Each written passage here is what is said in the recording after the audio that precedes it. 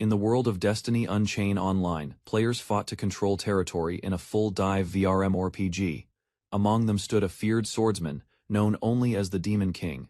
Sensing danger, a group of players rushed to regroup, fearing the approach of a deadly enemy. Their escape was cut short as the Demon King struck swiftly, overwhelming one of them instantly. Panic rose, yet one player charged forward, determined not to let fear dictate their defeat. Charging in, the warrior launched a fierce strike, determined to overwhelm his opponent through sheer force. However, the vampire girl evaded smoothly, slipping past his defense, and countering with a clean blow staggered by the sudden strike. The swordsman realized too late he had left himself open. Witnessing his comrade fall, the remaining player froze, struck by fear and disbelief. Alone and shaken, he considered retreat, unsure if regrouping was even possible. Now, before the lone player could escape, a dark blade pierced through him, ending his resistance. Paralyzed by fear, he recognized the presence and overwhelming force known as the top PvP player. Time shifted back to a few months earlier, when a cheerful boy named Ko greeted the day. Although warned about playing too much, Ko dismissed the concern, immersed in virtual adventures. Unbothered by the AI's nagging, Ko simply smiled, treating it as part of his routine. Confident in his academic prospects, Ko decided to spend his free time immersed in gaming. Suddenly realizing the time, he panicked. His appointment was already starting. In a rush, he blamed his distraction on the game and his habit of muting notifications. While hurrying to leave, he brushed off concern, explaining he was only helping test a new game. As the door closed, someone sighed, recognizing it wasn't leisure, it was work once again. Ku rushed out the door, smiling despite the time, still excited for what lay ahead. The city buzzed with activity as he walked toward the towering company building his destination for testing. Inside, his late arrival was noted. The receptionist, unimpressed by his VR-related excuse, apologized to his father, the game's creator, who reminded him to enjoy gaming in moderation. Despite the workload, his father smiled warmly, touched by Ko's gesture and quiet concern. Though warned about his lack of sleep, Ko remained energetic, brushing it off with a grin. With anticipation building, his father handed over the product, a game he was proud to present. The title Destiny Unchained Online gleamed on the cover, marking the launch of a new VRMRPG. Ko acknowledged the moment, realizing it felt strange to test a game his family created. Still, his excitement overflowed as he assured his father he was ready for the challenge. Eager to dive in, Ko confirmed the launch time and prepared to download the game. His father surprised him by revealing a new gaming device, built specifically for this experience. Standing before a capsule-like machine, Ko learned it was called the Cradle, powered by cutting-edge tech. While Ko was impressed, he still doubted its appearance resembled anything remotely like a game console. Despite his concern, his father reassured him. It wasn't an unfair advantage, just immersive, not overpowered. Ko examined the machine, still skeptical about its complexity and purpose within the game. His father reassured him that enjoyment was the only goal. How he played was entirely his choice. As a suggestion, he proposed Ko aim to become the strongest player, given his PvP skill. Flustered, Ko recalled his past declarations, embarrassed by memories of his overconfident gaming habits. Now inside the cradle, uncertainty crept in as he prepared to log in for real. Ko smiled brightly, assuring his father that helping with game development was something he truly enjoyed. When the topic of his absent mother surfaced, Ko responded with emotional distance, claiming it no longer mattered. Even so, he admitted he wouldn't know how to feel if she returned unexpectedly. His father gently revealed the game was created by both parents, specifically with Ku in mind. Stunned, Ku processed the revelation, surprised that even his mother had a hand in its creation. Ku was surprised when his father insisted that duo held real significance for him. With a warm smile, his father encouraged him to play from the heart and enjoy every moment. As the cradle sealed around him, Ku hesitated, but gave a small nod, ready to begin. He reflected on the challenge, wondering if he truly could become the strongest player in the world. The system activated, and Ko silently questioned what message his parents had hidden within the game. With determination in his eyes, Ko silently wished to uncover the truth behind the game. Upon logging in, he was awestruck by the towering goddess-like AI who welcomed him to Duo. She introduced herself as his guide and prompted him to begin the registration process. Ko chose his usual username, Krim, which the system accepted as his in-game identity. Moments later, the character creation sequence began, displaying a variety of potential avatars before him. Just as Ko began choosing a race, a glitch affected the character models, disrupting the selection screen. A system alert popped up, revealing an unusual DNA sequence and unlocking a new, unknown race. Shocked by the news, Ko stared as the screen began forming a mysterious figure before him. The figure took shape as a pale, white-haired girl, an avatar labeled Noble Red, a vampire progenitor. Trying to make sense of it, Ko learned the race was rare, accessible only due to his DNA. Ko learned that the Noble Red race had two variants: pure blood and half-blood vampires. Their power came with a cost: blood had to be consumed from others, or used as fuel for magic. Nervously scratching his head, Ko hesitated, revealing he was a vegetarian, and not keen on blood-sucking. The AI guide casually suggested he could simply avoid using the blood-based abilities. Despite their strength, both vampire types had clear drawbacks, making the choice a risky trade-off. Ko was stunned to learn that pure-blood vampires lost all HP in sunlight within seconds. Half-bloods fared slightly better, but even their stats dropped drastically when exposed to light. Realizing daytime gameplay would be impossible as a pure-blood, Ko decided the half-blood path was more practical. To his surprise, the AI explained he could customize his character further by adding weaknesses. Classic vampire limitations, like silver, fire, or being uninvited, granted bonus stat points when selected as drawbacks.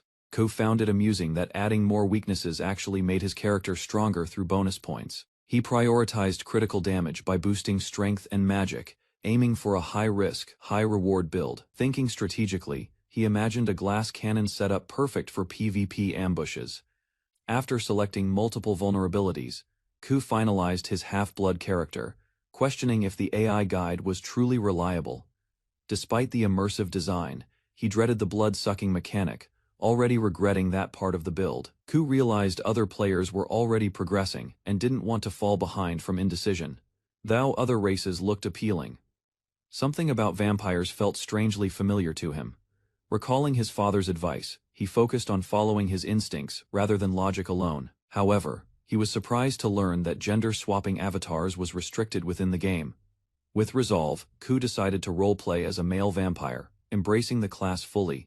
With a confident smile, Ko declared his choice, locking in the vampire avatar as his own. The system confirmed his decision and began the transformation process within the cradle interface. As the restructure initiated, Ko's senses sharpened. He could smell with intense clarity, like a true predator. Sense of earth and flora filled his awareness, vivid and lifelike in this full-dive simulation. Looking at his new hands, Ko quietly observed the physical changes that now defined his avatar. Ko awakened in what appeared to be ancient ruins, surrounded by collapsed stone and eerie silence. He noticed something odd. His voice had changed, softer and higher than he expected. Opening his status screen, he was stunned by the reflection. It showed a girl's face and body. What he dismissed earlier as a glitch was real. He had been assigned a female avatar. Panicked, he remembered the rule: gender couldn't be changed after creation, and he was now stuck. The girl's expression twisted in panic as a sudden realization struck: something in the game had gone terribly wrong. She searched frantically for her father, shouting in confusion over her altered voice and appearance. The system's glitch had transformed her into a girl, and her father's response offered no comfort. Then came the worst news: she'd be trapped inside the game world for 3 whole months. Faced with an endless login session, she protested, knowing real-life responsibilities loomed just ahead. Frustration surged as she learned her father planned to enroll her in online school during the game. Determined to escape, she attempted to log out, only to discover the function was disabled. Her anger exploded upon realizing her father had deliberately locked her in. Though he expressed guilt, he stood firm in his decision, pleading for understanding. From outside the screen, he urged her to enjoy the experience, believing it was what she truly needed. Resigned to her fate, she accepted the tutorial, though she still wished her gender could be reverted. Grumbling at the unnecessary nickname, she half-heartedly agreed to watch the cutscene. The introduction began with tales of a powerful empire that once ruled the entire world. Despite its might, cracks slowly appeared in the empire's dominance over time. Eventually, rebellion erupted as citizens across the land rose up and civil war consumed the continent. The fall of the emperor marked the end of an age, and 30 years quietly slipped by. During that time, new nations emerged as rival factions fought for dominance over the continent. While some rose from faith or ambition, others were driven by loss, greed, or the thirst for recognition. Peace became fleeting, with war erupting and vanishing as swiftly as empires themselves. In the midst of this chaos, players from another world began to arrive, shaping a new chapter. After watching the opening, she reflected on the game's history, noting how chaotic things had become. By analyzing the guild map, she realized it was a nation-based strategy game centered around territory control. Victory in duo meant waging large-scale wars guild versus guild with dominance, determining leadership. Although skilled in PvP, group tactics were new to her. Yet the idea of leadership stirred something deeper. Resolved and motivated, she made her choice to gather allies and build a nation of her own. She stood alone in a dense forest, unsure of her next move or direction. A distant scream broke the silence, prompting her to follow the sound for clues. Navigating the terrain proved difficult, with roots and bushes slowing her progress and heightening the sense of realism. Suddenly, a message popped up. Her sprint skill had increased from running. Excited by the boost, she dashed forward, her body feeling lighter and movement more fluid. With each stride, her sprint skill improved, revealing Duo's unique system built entirely on action-based growth. Up ahead, she spotted a frightened boy cornered by a growling beast. An NPC event had just triggered. The child trembled in fear as the monster loomed dangerously close, ready to strike. Without hesitation, she lunged forward and launched a surprise attack to protect him. Her fierce glare locked with the beast's, determined to end the threat right there. After the fight, she checked on the boy, making sure he was safe and unhurt. Confused by being called sister, she paused, momentarily unsure how to respond. Flustered but playing along, she reassured him with a cheerful smile and told him to stay hidden. The beast lunged again, faster than expected, forcing her into a desperate dodge, watching from behind. The boy cried out in panic, fearing she stood no chance against it. Confident in her skill, she charged with full force, expecting a critical strike to bring victory. With precise movement, she launched herself at the beast, targeting its exposed side. To her surprise, something felt off. Her attack hadn't landed as expected. Despite a clean hit, the creature stood unfazed, its hide too tough for her weapon to penetrate. Realizing it resisted physical damage, she quickly re-evaluated her approach. While the boy echoed his warning, she switched tactics, summoning a magical blade instead of relying on physical strength. With pride in her magical affinity, she invoked a shadow light weapon, tailored to her casting power. Launching high into the air, she prepared to strike with full confidence. The attack landed cleanly, a critical hit that decapitated the monster, ending the battle instantly. Energized by the success, she cheered in triumph, savoring the thrill of a perfect one-hit kill. With the danger gone, she offered the boy a hand and asked if he was okay. He stood up in awe, praising her strength, though an awkward moment left him flustered. Embarrassed, he apologized, but she reassured him with a playful smile. They exchanged names, Krim and George, marking the start of a friendly bond. However, her slip in speech reminded her yet again. She was now living as a girl. As they walked together, George offered her a place to stay, mentioning an unused room at his home.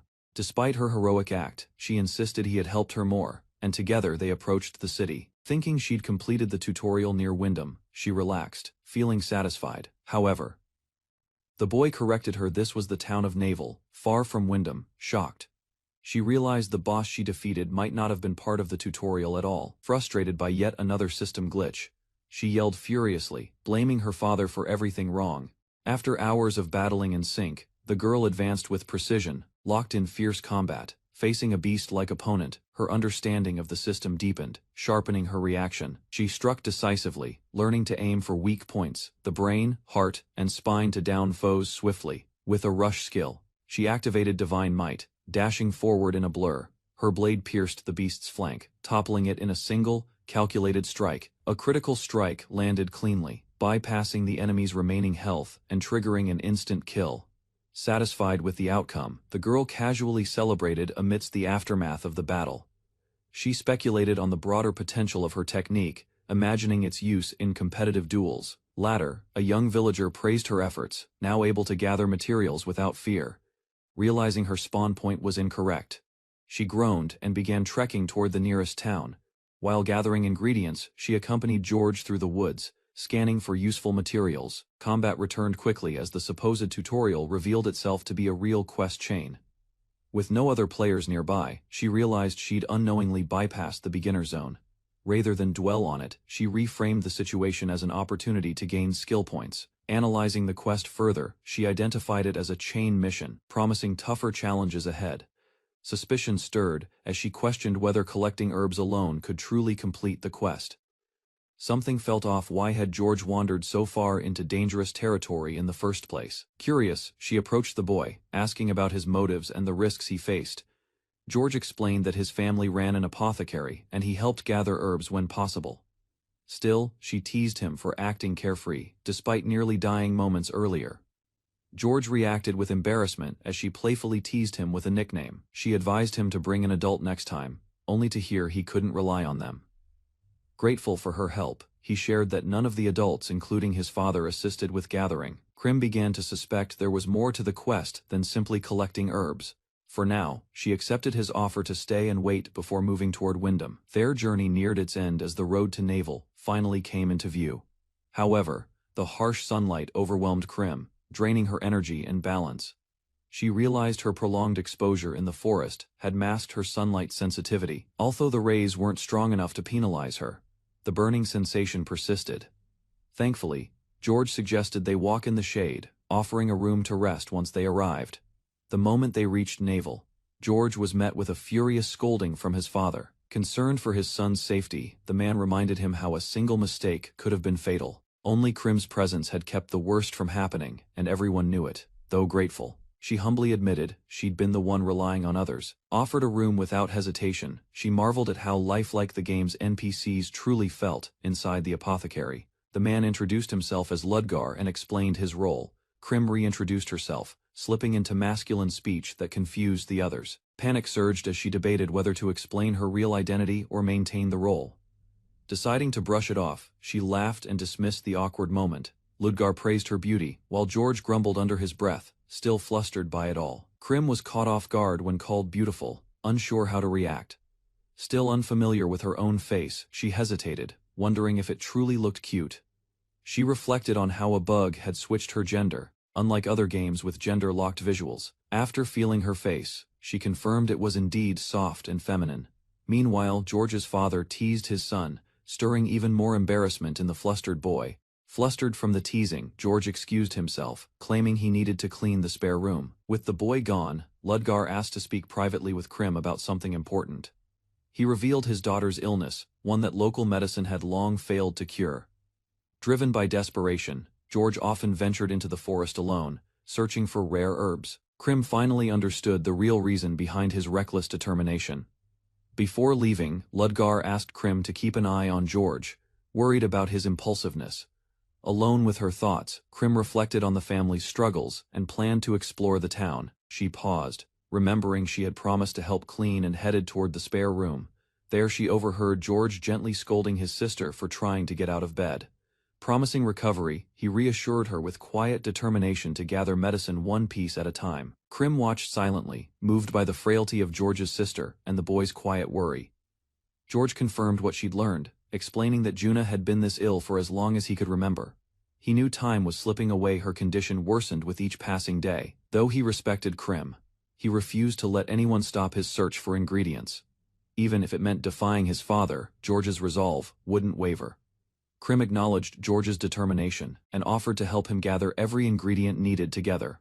Morning light stirred Krim from sleep as the fourth day of her confinement in the virtual world began.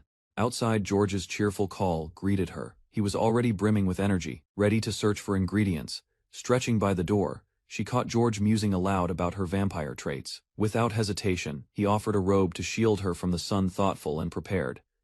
Their routine was cut short when a monster appeared. Krim stepped forward to defend, ordering George to retreat. Krim quickly assessed the enemy, some kind of reptilian monster, and noted the terrain's danger near the river. Without warning, the creature lunged. She dodged but was nearly caught off guard by its incredible speed. Landing atop its back, she plunged her weapon into its thick hide, struggling to stay balanced. A powerful tail swipe followed, but Krim leapt clear, reading the attack easily. From above, she descended sharply, delivering a clean, decisive blow to the monster's skull. After defeating the creature, Krim reflected with satisfaction and discovered monster drop items in the water. She returned to George, reporting the new materials. He quickly checked their utility, with growing excitement. Noticing her stats, Krim observed her skill proficiency had risen more than expected. She reviewed the list of newly unlocked abilities, selecting ones with practical uses in combat. Settling on Dark Bullet and Blaze Blood, She prepared for the next challenge with confidence. Krim examined a potent magic called Noble Red, which offered a temporary power boost at great risk. Despite its strength, she deemed it too dangerous, given the vulnerability it caused after use. Later she and George reflected on the slow progress of their quest, now 4 days in. Jokingly, Krim imagined calling out for party members, though she hadn't met any other players yet. She realized this was unusual, especially since top players typically cleared early zones within days. As Krim surveyed the vast forest below, she began to realize just how immense the world of Duo truly was. George's question broke her thoughts, and she brushed it off with a smile, hiding her awe. With only one material left to find, they decided to head back as dark clouds gathered overhead. Back home, George confirmed Juna's health had worsened, her strength fading. They urgently reported the news just one ingredient stood between Juna and her medicine. Krim resolved to retrieve the final ingredient immediately, determined not to waste any more time. George revealed he might know where it was, but their father objected. He feared their destination. The Black Forest came up, a place tied to a powerful threat known to all. At its heart lurked a monstrous bear, an apex predator few dared approach. Its savage nature had already claimed lives, making the journey perilous for even the bold. Their father warned that the bear in the Black Forest was no ordinary beast, it was a disaster-level threat. Krim realized it wasn't just a monster, but a raid boss meant for full parties. Even she wasn't confident facing it alone, the risk was far too high. George, however, believed in her strength and urged her on with hopeful words.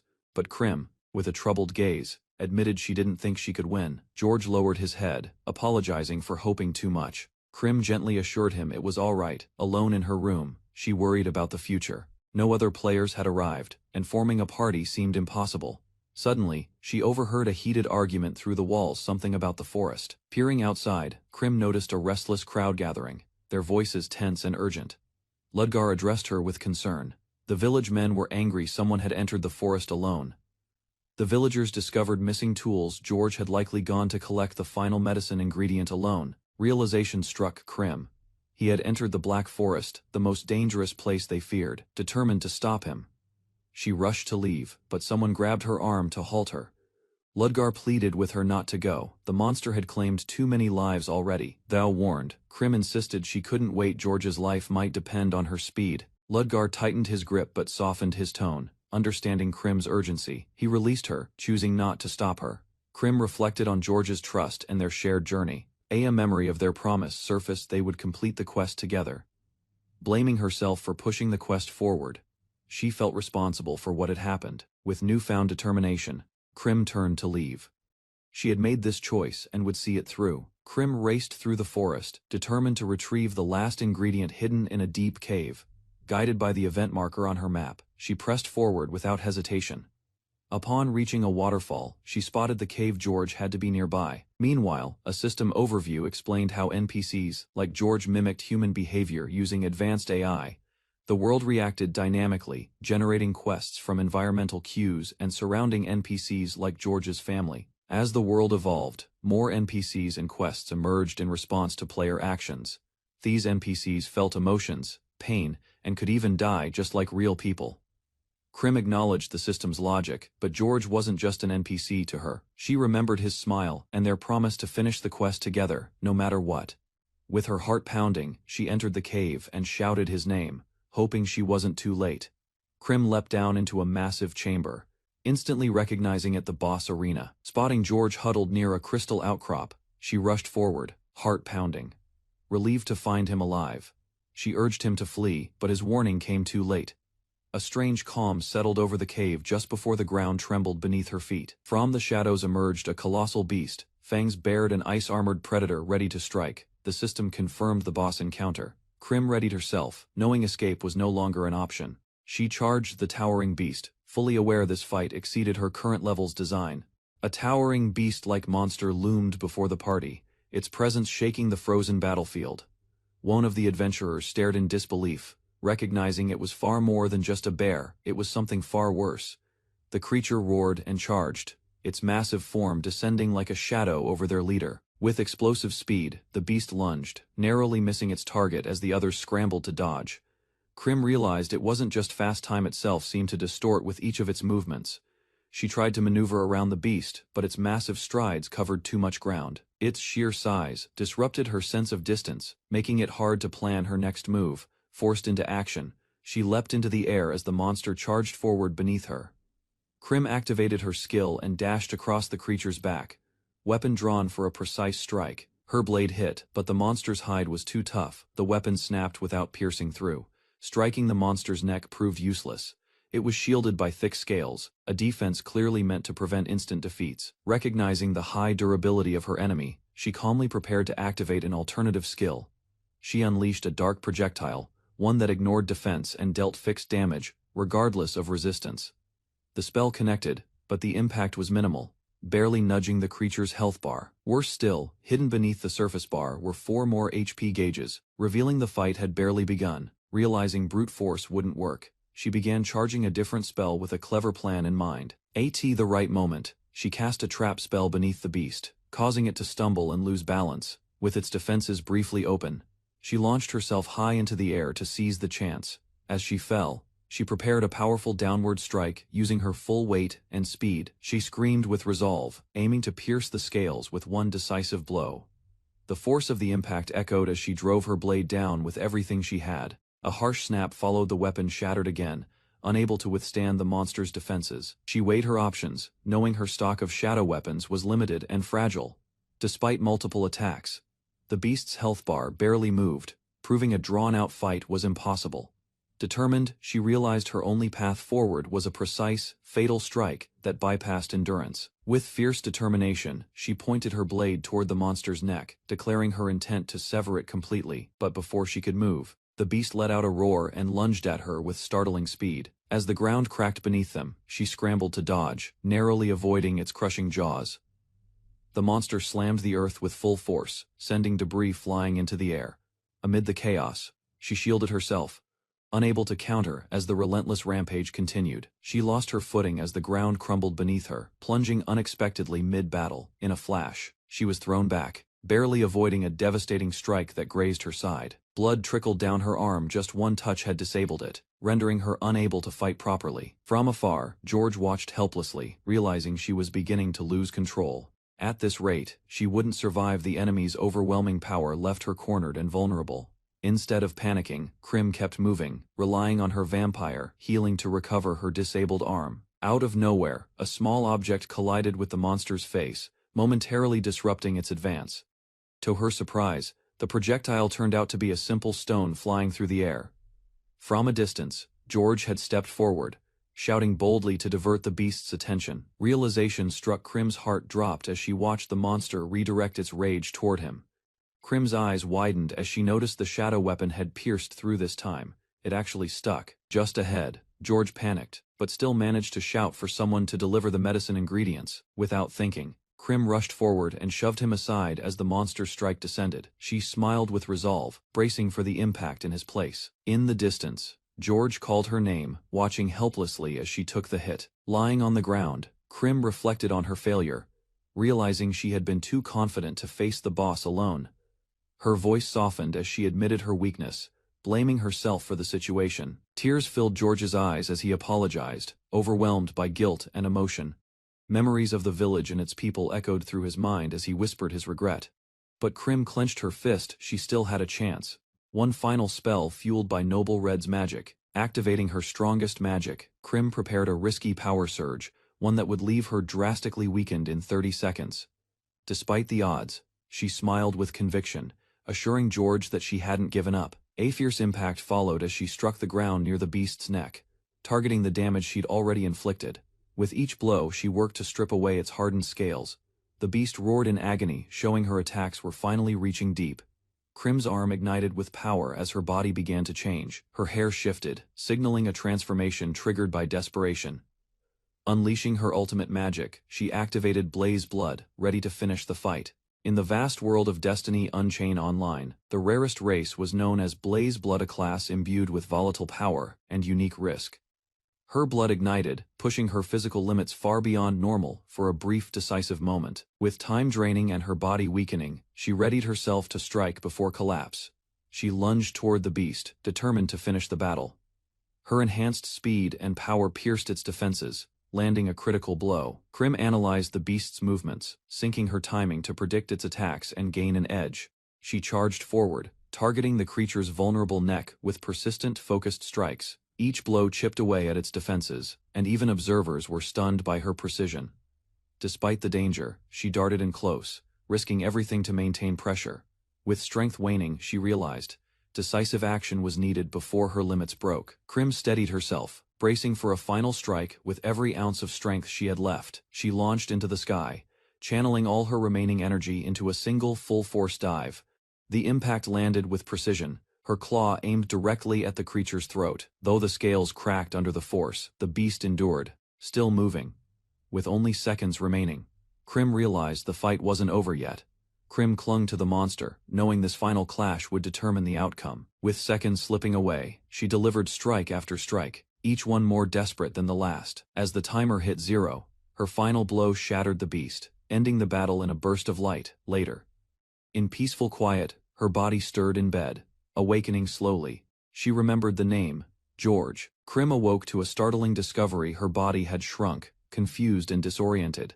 She sat up in bed, overwhelmed by her childlike form. Trying to maintain composure, she confirmed her identity with Ludgar, who questioned the situation gently. George explained that Krim had transformed right after the boss was defeated, shocking everyone present. Ludgar and his team had rescued them both, and escorted them safely back. Now reunited, they sat together, trying to unravel the mystery behind Krim's unexpected change, tracing it back to the activation of Blaze Blood and its overwhelming toll on her body. She visualized the cost, the draining of blood and energy, leaving her weakened and small, like fuel completely spent. Opening up at last, Krim revealed her true nature: a noble red, a vampire, and by extension, a demon. Worried about rejection, she offered to leave, assuming her nature would disgust them. Instead, George stood firm, declaring that her courage mattered more than what she was. Krim listened quietly as Ludgar echoed George's words, reaffirming that her nature didn't change how they saw her. With a warm smile, he told her she was like family, someone who had saved lives and brought healing.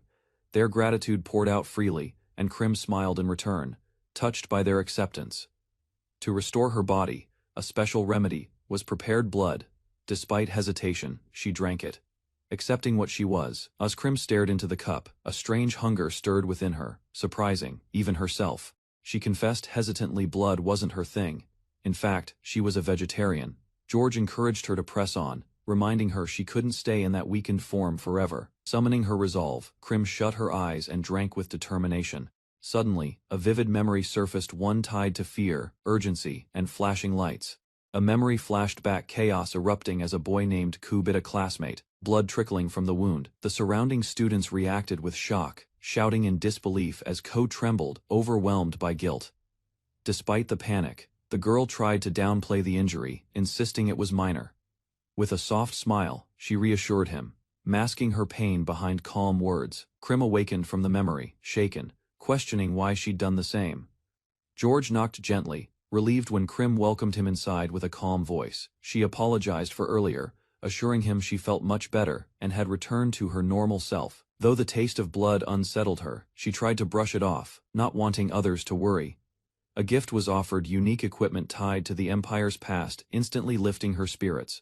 With renewed energy, Krim recalled her goal: reaching Wyndham and starting her true journey. Ludgar suggested Krim visit a trade city, places where adventurers gathered and search for clues about Wyndham. With few options, she made her way to the plaza, prepared to use the transport system. In a flash of light, she arrived at her destination, an immense floating fortress called Valhallant. Surrounded by bustling players and towering structures, Krim marveled at the sight of the floating city.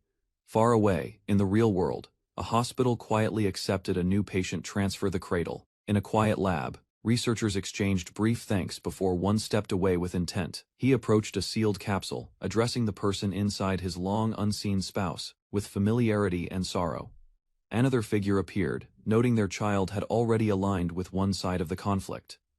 Inside a pod, a boy floated silently. One man believed the choice hadn't been conscious. Watching from the shadows, a woman whispered softly, urging her daughter to awaken soon. Krim arrived at the floating city of Valhalla, surprised by the number of players gathered. She was impressed by its design and regretted not visiting earlier. Inside, she spotted a massive structure.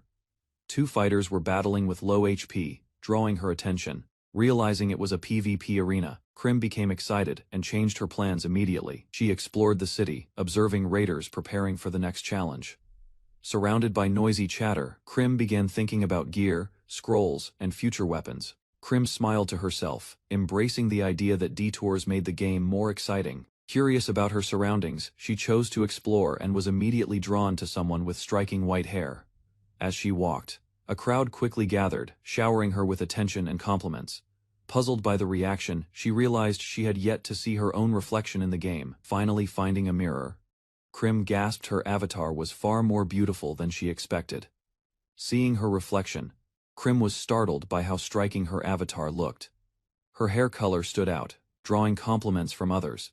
Although flattered, the attention made her uncomfortable. Being seen as pretty clashed with her identity. She quietly wondered whose face had been used to generate her character.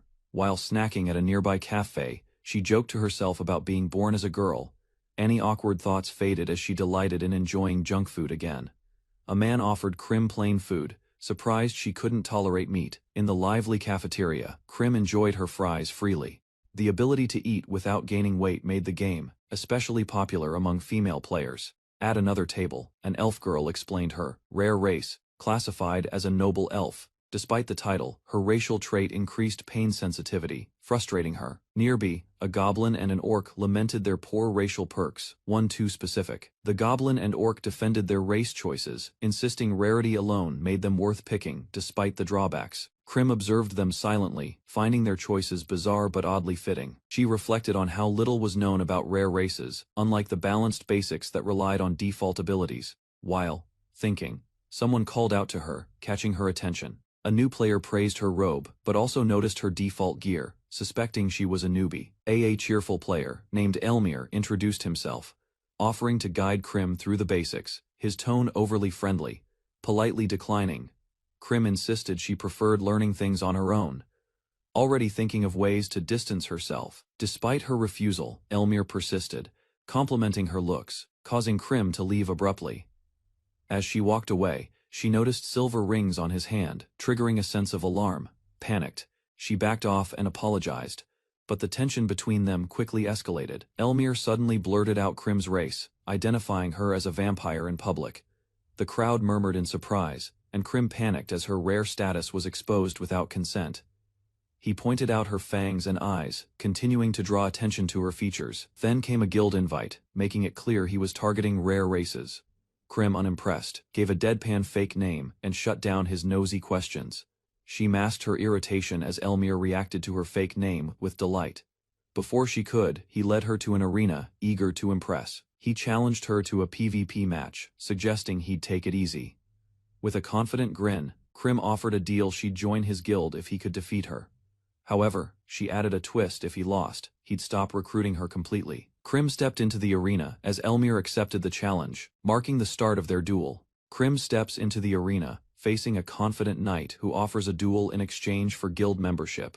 After 5 days of monotonous grinding, she finally gets a real challenge. She finds it odd that her first opponent is a flamboyant player, more focused on style than skill. Analyzing his gear, she guesses he's a balanced build, a royal knight with human stats. With a fierce gaze, Krim readies herself, determined not to lose. The battle begins, and though Krim is new to PvP, her resolve remains firm. Her opponent lunges in with confidence, but Krim meets him head-on, unfazed. She strikes fast and clean, leaving him stunned by her speed and precision. A fierce blow lands, the knight stumbles, clearly not expecting such force. While he scrambles to recover, Krim calmly considers her options to win. Krim aims directly for the knight's weak point, flashing a confident expression as she strikes near his neck. He retreats, impressed but wary, knowing the fight isn't finished yet. Their weapons clash furiously, and he realizes she's relentlessly aiming for a swift, decisive blow. She charges in low, catching him off guard with a sudden dash. Her next move mirrors a top-tier strategy she memorized from elite gameplay guides. The knight tries to trap Krim mid-air with a shield skill, aiming to end it. But she twists mid-air, catching him by surprise and breaking through his guard. Krim lands a clean strike from above, bringing his health to 0 in one decisive blow. With a satisfied smile, she reflects on how enjoyable the duel was. He walks off victorious, leaving behind a stunned but impressed opponent. Standing alone, Krim reflects on the battle, acknowledging her opponent's strength with quiet respect. Elmir approaches her, praising the fight despite his loss, finding the experience refreshing.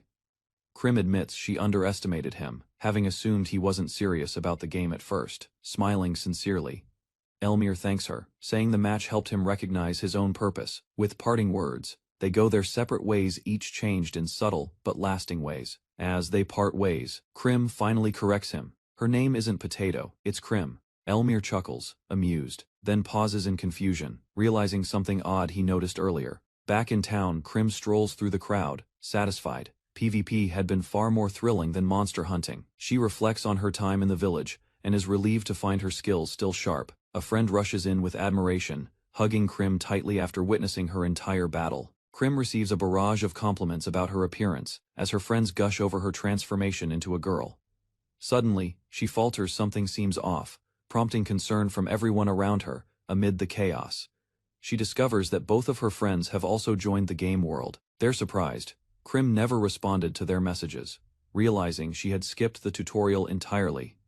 One of the players is revealed to be Furia Subaru, her competitive childhood friend, now playing as Frey. Krim introduces another familiar face, Subaru's twin sister, Hijiri, now in-game as Freya. The group discusses forming a party, and Krim hesitates after noticing something unsettling: a scar that shouldn't exist in a game avatar. Subaru confidently claims that pairing up with Hijiri would make them unbeatable. Forgetting Krim entirely, their light-hearted bickering over game roles erupts while Krim watches, slightly exasperated. A flashback explains everything. Krim had been accidentally spawned in the wrong region, isolated from other players. The group discusses how to regroup in Naval, but they're unsure of each other's exact location. Suddenly, a stranger offers to guide them, though he clearly expects something in return. Krim returned to Naval exhausted, unsure whether her friends would arrive safely. The man who offered to help seemed unreliable. While waiting, she focused on improving her axe skills and clearing collection quests. Unexpectedly, she discovered a new shadow weapon, catching her off guard. To her relief, Ryunosuke, Frey, and Freya finally appeared, collapsing from the journey. He formally offered to escort the others to Naval without delay. Frey and Freya panicked upon learning none of them had actually reached Naval before. Ryunosuke admitted he never unlocked it as a teleport point due to exhaustion during his last attempt. Still, he promised to get it right this time, but only if they agreed to his condition. The request was vague, only asking for a bit of assistance on a minor matter. After numerous failures, the group finally arrived, battered, but together again. Ryunosuke confessed the journey had been far easier when he traveled alone, expecting stronger support this time. Despite knowing the party lacked a tank, he hadn't anticipated such chaos, especially from Freya. The group repeatedly called for Krim, panicking as they failed to handle threats on their own. Krim observed their ordeal, teasing Ryunosuke for hiding behind stealth instead of helping. Before she could respond, someone pointed out her intimidating grip on the axe. The group learned about Krim's housing achievement after many quests earned her a rundown cabin. Despite the poor condition, Krim had fun fixing it up and became absorbed in the work.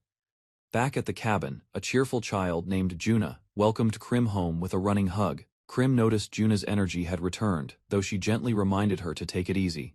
Curious, her friends asked about the mysterious child now clinging happily to Krim.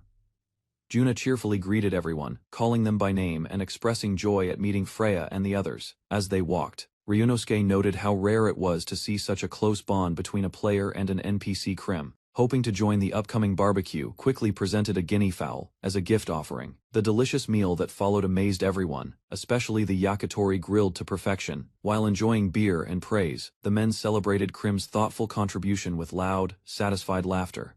Krim was surprised to learn alcohol had no real effect in-game, making hangovers a thing of the past. While the adults chatted, Juna offered grilled vegetables to Krim, who gladly accepted the plate. Despite the meal's variety, Krim's inability to eat meat was met with sympathy and laughter. Taking a serious turn, she asked Ryunosuke to reveal the condition he mentioned earlier. With a smile, he declared his request an assault on the Kaimei Pass. Ryunosuke revealed that Kaimei Pass was likely a hidden area, with rare items for those who conquered it first. He admitted needing help, proposing to split the loot in exchange for their support. The area was dangerous, overrun by an aggressive ogre tribe that attacked on sight. Arriving at Valhallant, he emphasized the need for strong allies to succeed. Freya and Frey questioned the cost, while Krim considered forming a guild. Krim agreed to the plan, intrigued by the challenge and eager to uphold their deal. Ryunosuke explained the destination, a canyon hidden past the Black Forest, not far from their current location. They reached a narrow crevice in the cliffs, marking the path toward the pass ahead. Crouching behind cover, the group spotted the ogre village just below. As tension rose, Ryunosuke declared Krim would lead the infiltration alone. Krim stood before the worn bridge marking the entrance to Kaimei Pass, a place wrapped in danger and mystery. She wasn't alone for long. Others emerged from hiding, acknowledging her courage for entering ahead, wishing her luck. They sent Krim ahead. Though hesitant, she pressed on, blade in hand. Suddenly the cliffside shattered.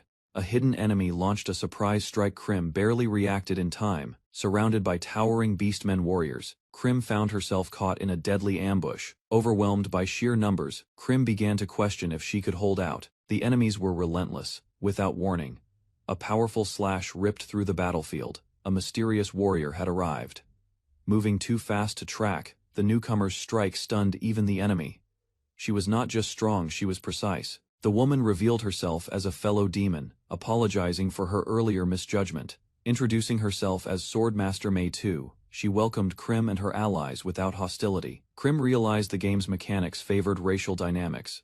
Bringing a demon allowed smoother relations with the ogres. Curious about Matu's title, the group learned she was seen as a swordmaster, though she claimed to be a mere blacksmith. Teasing followed as Ma2 jokingly guessed Krim's age, mistaking her petite frame for a child's. An elder demon presented a grotesque feast, insisting it would aid strength. Ma2's tone turned grave, justifying harshness when under attack. Labeled a discount Oni, the vampire girl faced teasing for her lack of blood-sucking skill. Arriving at a massive cliffside village, she and her party were welcomed and offered rest in a tea house. A towering warrior declared his victory, dismissing opponents as weak appetizers. Challenges were shouted as Oni clashed to prove strength, their duels fierce and relentless. Drinking, sparring, and repeating, it was training born from chaos and stamina, not simple hostility. A challenge was issued: defeat 3 Oni and earn a reward. Failure meant exile for the weak. Before anyone could react, one member of the group had already vanished. Krim stepped up to face an opponent, asking to join the trial despite not resembling an Oni. With fierce energy, she dove into action, surprising everyone by starting the quest without hesitation. A powerful strike cleared the air. She vanished again. The Oni was left stunned, muttering in awe from above. A strike was unleashed. Dark energy infused the weapon as it descended. A massive axe materialized mid-air and crashed down, clashing against the Oni's blade. In a flash, her opponent dropped. Spectators watched in awe as the battle ended instantly. Relaxed and confident, she acknowledged the outcome. Winning through force felt strangely efficient. Roars echoed. Another Oni, furious over his brother's defeat, charged in without hesitation. A brutal swing came down with fury, but a quick sidestep broke the rhythm of the attack. Shock followed as the weapon failed to land. Momentum disrupted and balance thrown off. Blades clashed, and despite the stumble, both fighters narrowly avoided disaster. Cheers erupted while Krim launched a fierce counter, her allies already confident in the outcome. Smiling with satisfaction, she noted the axe's power and flaws. Fighting one-on-one felt manageable again. Ma2 stepped forward with a smile, lifting her weapon and expressing her intent to join the fight. Recognition hit immediately. Krim realized Ma2 was the final opponent in the challenge. Krim stepped into the arena, facing a powerful horned opponent. The crowd cheered, sensing the tension of the final match. With calm determination, Krim signaled her readiness. She aimed to enjoy the fight, not end it too quickly. The clash began. Krim struggled to match her enemy's overwhelming speed and strength. Realizing she couldn't keep up, Krim activated new blood magic slave chain to change the tide. Chain struck, binding her foe. Krim used the opening to prepare her next move. Krim launched a fierce counterattack, her chain digging into the ground as her opponent took a glancing hit. Despite the damage, Krim kept her focus, choosing to wear down the enemy's health, little by little. Meanwhile, spectators noticed a strange disruption. Someone unexpected seemed to have taken the opponent's place. Realization struck as they pieced together the switch. Understanding Krim's true opponent had changed. Acknowledging her skill, the horned warrior smiled, impressed by Krim's strength and adaptability. Krim realized her opponent had been aware of her weaknesses all along. Despite appearing lenient, gripping her weapon tighter, she vowed to fight as herself, no longer holding back. Her foe responded by unleashing a powerful stance, preparing a technique called Secret Sword Kokono, reacted swiftly, intercepting the sudden attack with unexpected precision. Thanks to earlier observation, she recognized the move and blocked it just in time. The enemy unleashed a barrage of slashes, surrounding Krim with synchronized illusions, forced onto the defensive. She realized blocking wasn't the true issue. Clutching her weapon tighter, Krim sensed something deeper, hidden in the technique. Her axe cracked as she braced against the flurry, an unrelenting chain of 9 rapid strikes. As she backed off instinctively, her opponent shifted into an EII stance, ready to strike again. Krim unleashed her spell mid-swing, but her opponent's blade still landed a devastating blow. Though her strike was aimed for the neck, Krim narrowly avoided the fatal hit rooted by the ground itself. Amused, the horned warrior praised her, while the spectators panicked over Krim's wounded arm. Fighting with one arm, Krim knew brute strength wouldn't win. Strategy had to replace force. She extended her hand and cast Slave Chain, aiming to turn the tide once more. Chains launched toward the warrior, but she remained unfazed, calmly assessing Krim's direct approach. Surrounded by a web of magic chains, Krim focused her energy, waiting for the perfect moment to strike. Chains crisscrossed the arena, catching Krim's opponent by surprise. The setup was unconventional, not how the technique was originally intended. Curious about her new blood magic, Krim decided to test Slave Chain on a nearby creature. Though she launched the attack confidently, the bird managed to dodge it with ease. Later, while walking, she unexpectedly tripped on a hidden chain. Confused and irritated, she wondered who had placed it there. Grasping the embedded chain, Krim realized the spell remained active even as the environment shifted, drained and unsteady. She noted the risk. Without proper blood, the magic left her vulnerable. The enemy analyzed the situation, noting the chains that restricted movement. Despite the hindrance, they began planning a countermeasure. With a burst of speed, the foe charged forward, tearing through the air and ignoring the restraints. Observers watched the battle unfold with growing concern. Realizing Krim might not evade in time, their expressions shifted to panic. Krim swiftly dodged, swinging through the web of chains like a dancer in midair. She taunted her opponent, luring them into motion. As the enemy responded, Krim moved unpredictably, weaving through the chains. Their duel escalated into a deadly game of agility and timing. Spectators observed in awe as Krim evaded each strike with precision. Her agility impressed even the most skeptical onlookers. In the heat of combat, she knew a single mistake meant defeat. The next barrage approached, and her focus sharpened. Though the opponent's ability was strong, Krim noticed flaws. The chains were still functioning, giving her room to strategize and retaliate. Her adversary, however, declared the duel near its end. Despite the chain's interference, they prepared to strike decisively. But Krim acted first, slashing through the bindings. The field opened, and her opponent reeled as their control shattered. Krim unleashed her chain magic once more, hoping to catch her foe off guard. But her opponent smirked, dismissing it as too late to matter. Refusing to back down, Krim invoked a heavy weapon forged from shadows. Even in defeat, her spirit stayed unbroken. The enemy admired her tenacity before executing a powerful finishing technique. With confidence, she turned away, declaring the fight over. Doubt soon crept in. Something felt off. Krim had vanished, and the result wasn't certain. Amid the dust and scattered armor, Krim's body was nowhere to be found. Shock filled the enemy's eyes as they realized Krim had survived and transformed once more, now clad in powerful armor. Krim stood tall. She revealed that this desperate form came only when her blood reserves were nearly empty. Despite lacking combat abilities in this state, she cleverly used her opponent's assumptions against them. The heavy weapon, though unwieldy, had its purpose.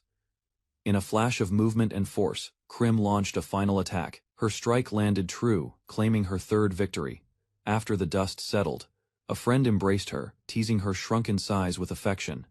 Krim's opponent acknowledged defeat with a smirk, surprised by the trick that had secured the win. It wasn't the Krim they remembered, but it was effective. A system prompt triggered, and light swirled around Krim. She reached forward as her friends cheered. Her reward was waiting. Moments later, a new power awakened. Krim had acquired katana skills, a rare and coveted upgrade. Her companions gathered around, impressed. Knowledge of this technique was scarce. Many failed to unlock it, but Krim had succeeded. Despite the trial's extreme difficulty, the reward stayed the same. The real prize was proving it could be done. Matu, still smiling, despite the loss, praised Krim's win, especially impressive given her outdated equipment. Krim admitted that better gear would have made the fight easier. She reflected on how even her robe was starter level, Thinking about explaining her transformation, she hesitated. Mentioning the blood-sucking mechanic might stir painful memories for May too. Eventually, her body returned to normal. It simply took time, like slowly recovering mana. With the battle over, everyone prepared to move on. Krim thanked her opponent, and the group set their sights on Wyndham, ready for the next adventure. The group arrived at their next destination, a vast desert, where sharp rock formations pierced the dunes, and something large stirred beneath the sand. Krim and her companion froze in shock, realizing they weren't alone. The scorching desert pushed Krim to her limit. Choosing a vampire class had seemed exciting until the sun's relentless heat drained her strength with every step. Her teammates exchanged glances, realizing the game's extreme realism wasn't just physical. Even her mental endurance was faltering under the strain. Without waiting, Freya hoisted Krim onto her back. Refusing help from others, she pressed on with determination, despite the rising temperature. Memories of Krim's earlier combat prowess lingered. Her agility and execution had exceeded expectations, leaving her allies quietly impressed. One companion recalled a VR title master of swordsman, hinting at Krim's background.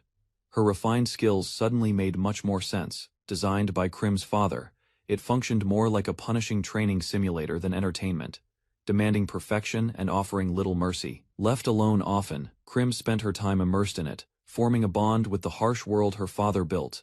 Despite her efforts over the years, she had never managed to defeat the boss that towered before her. In the past, VR-based training was looked down on, but over time the stigma faded, and games like these found their place in advanced learning programs. Among friends, Krim always learned the slowest, yet none of them could conquer that impossible game, not even Freya, who gave up after failing miserably. Though unsure of her strength, she believed she could finally support the team in a real fight.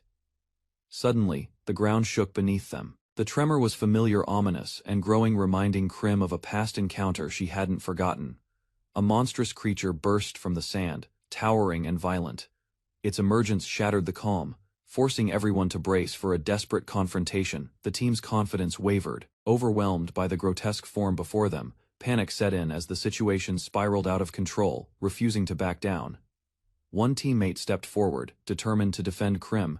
She found her resolve, promising herself she'd stand strong when it mattered. As panic set in, the group dashed toward a distant rocky crevice. Doubt crept into Freya's voice, unsure if she could make it despite her earlier resolve. Overwhelmed by fear, she faltered and apologized, believing escape was impossible. In the midst of chaos, a narrow escape saved them both. Freya, cradled safely in Krim's arms, realized they had narrowly avoided death. A massive sandworm now cast a vast shadow. For once, Krim stood unharmed beneath it finally, protected by shade strong enough to shield a vampire. Even with safety secured, Krim's strength failed her. Trying to rise, she stumbled, unable to move under the sun's lingering pressure. A massive impact shook the desert once again. As Krim was thrown aside by the force, her allies discussed regrouping at the nearby respawn point. Eventually, the team arrived at a nighttime oasis town, an inn nestled between cliffs. Freya, trailing behind, hid her disappointment. Though she had tried, doubt lingered. She still felt like she hadn't truly contributed. Later, at the inn, warmth and rest finally returned to their bodies. Krim, collapsed on the bed, slowly felt her strength return.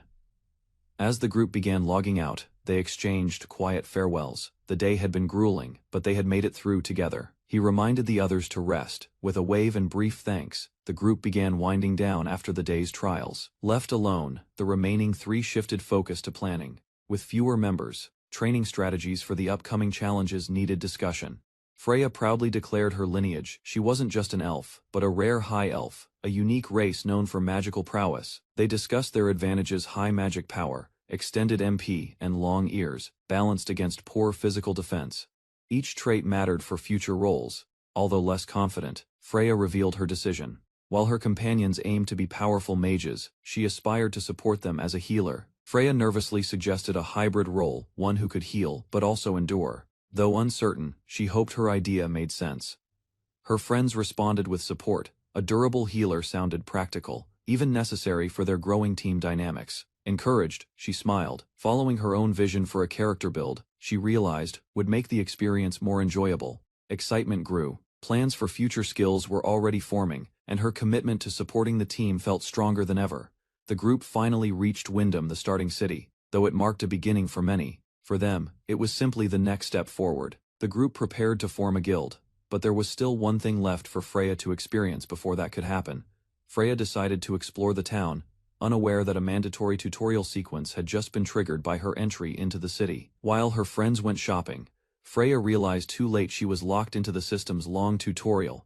As scripted NPCs pleaded for help, the others quietly chuckled, knowing how long it would take to finish. Krim emerged from the tutorial into a lively city, the virtual sky above filled with clouds. The chatter of players filled the air, congratulating her on completing the first phase of her journey. Reflecting on the experience, she realized she had missed some key battle mechanics while dozing off. Outside the square, her companions regrouped. One had gathered gear, another was building a guide on katana skills, eager to profit from it.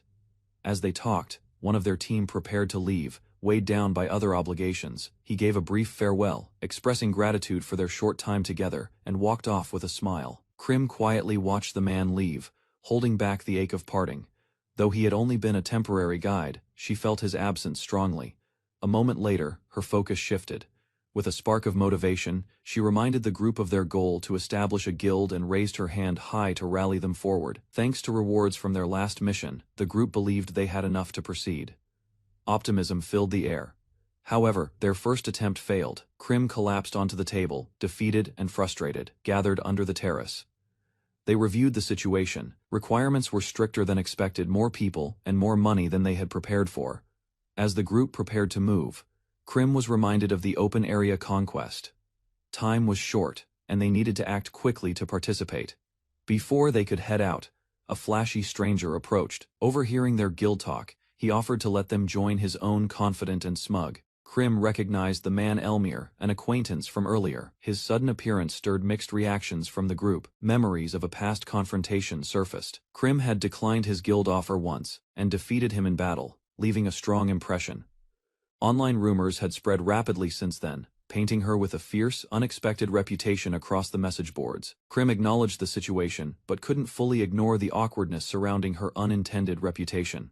Elmir, now desperate, lamented how rumors had spiraled out of control, turning him into a laughingstock online after their past clash. Suggesting a way forward, he proposed a casual match to clear the air. Krim, intrigued, quickly agreed. Despite her enthusiasm, uncertainty lingered. PvP was still new territory for her, and team combat was an even greater challenge. With all three gathered, she pushed aside hesitation and suggested their first team battle, energizing the group with determination and a mischievous glint.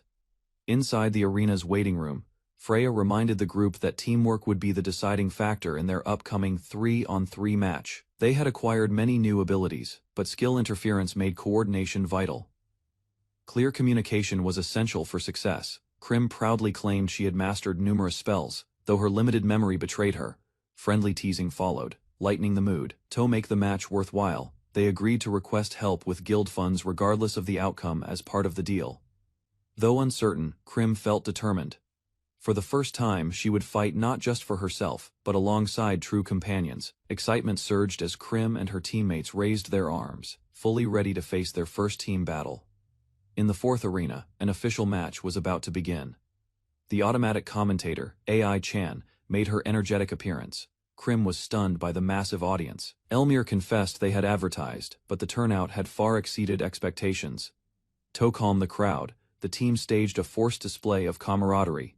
Their exaggerated gestures only made it more obvious. Despite the awkward start, no one blamed each other. They had all chosen this path together and were ready to move forward. Confidence surged as Krim's teammates discussed their battle strengths, though she quickly reminded them not to leave her out. Across the arena, their opponents analyzed the team's formation. Acknowledging Krim's strength, they planned to focus their strategy around restraining her. To keep it simple, the group devised a coordinated plan. Krim would lead the charge, supported by healing and interception from the rear. With both teams in formation, the match began. The crowd watched eagerly as the announcer recapped the rivalry between Krim and Elmir. Wasting no time, Krim dashed forward. It was her and Freya's first time fighting side by side, and tension filled the air. Charging in without hesitation, Krim targeted the enemy's head directly. Elmir stepped in, hoping to buy time for Freya to adjust. Their blades clashed mid-air. Despite Krim's aggressive swing, Elmir held firm, reacting with swift precision. Though Krim's attack missed, her opponent revealed that he had heavily invested in boosting his stats, giving him surprising agility for a tank. From the sidelines, Enemy spellcasters began chanting. The next phase of their strategy had begun. Lightning paralyzed Krim, followed by a binding wind spell. Trapped mid-fight, she realized the enemy was using coordinated restraining magic to shut her down. The team followed their strategy with Freya nervously casting a spell as planned. Krim stood immobilized, awaiting recovery. Confusion spread as the wrong magic was used, failing to remove Krim's status condition. Everyone froze in surprise. Krim remained. Trapped Freya, overwhelmed by nerves, apologized. Their opponent seized the chance, acknowledging the gap in their coordination. She was suddenly caught by a powerful restraining skill, rendering her unable to move. One of her teammates activated a crystal and ordered a healing spell to be cast. Desperate, they attempted to assist Krim before the enemy could strike again. Before the spell could be completed, an opponent fired a magic projectile at the caster, interrupting the process and halting the healing. Another enemy charged forward, calculating that Krim's position would block the wizard behind her from retaliating. With precise timing, Krim was launched into the air by an ally's spell. The attack disrupted the enemy's approach, revealing it was a strategic move to save her. With only 13 seconds left, Elmir received the signal to act. He sprinted toward the exact spot where Krim was expected to fall. Freya struggled to cast her healing spell as two enemies monitored her every move, blocking her timing and keeping pressure on her position. Despite the odds, Freya focused intently. Her opponents remained locked on her, revealing their strategy to prevent support magic. Lightning struck across the field as orders were given to suppress the healer. A clash erupted, forcing Freya's side into full defense. Krim plummeted helplessly toward the ground, calculating the danger. She realized if Elmir reached her mid-fall, defeat would be certain. Only 8 seconds remained before the restraints would vanish. Krim, still falling, was descending faster than the countdown could protect her. As the ground drew closer, the danger intensified. If the restraints weren't removed before impact, the battle would be lost. Elmir had already arrived at the landing zone, waiting with his sword ready. His interception was inevitable. Elsewhere, an ally noticed Krim's peril while preparing a counterattack. He was momentarily distracted by an incoming spell targeting his position. Just in time, the mage launched a quick cast aqua shot. The incoming flame arrow was intercepted midair, halting further damage. A massive burst of steam engulfed the arena, triggered by a sudden explosion. Confusion spread as visibility dropped on all sides. Freya's name was shouted through the fog. The dense mist blocked everyone's view, complicating the already chaotic situation. Freya finally responded, casting her healing spell in the midst of the confusion. Her focus held steady, despite the pressure. Meanwhile, Elmir spotted Krim midair. He charged with confidence, convinced her restrained state guaranteed his victory. But as he raised his guard, Krim struck first, delivering a powerful blow that broke through his stance and surprised him. As a mysterious glow split the air, a character from the stands reacted in awe. A rare skill was being activated for the first time. Spectators quickly recognized the move.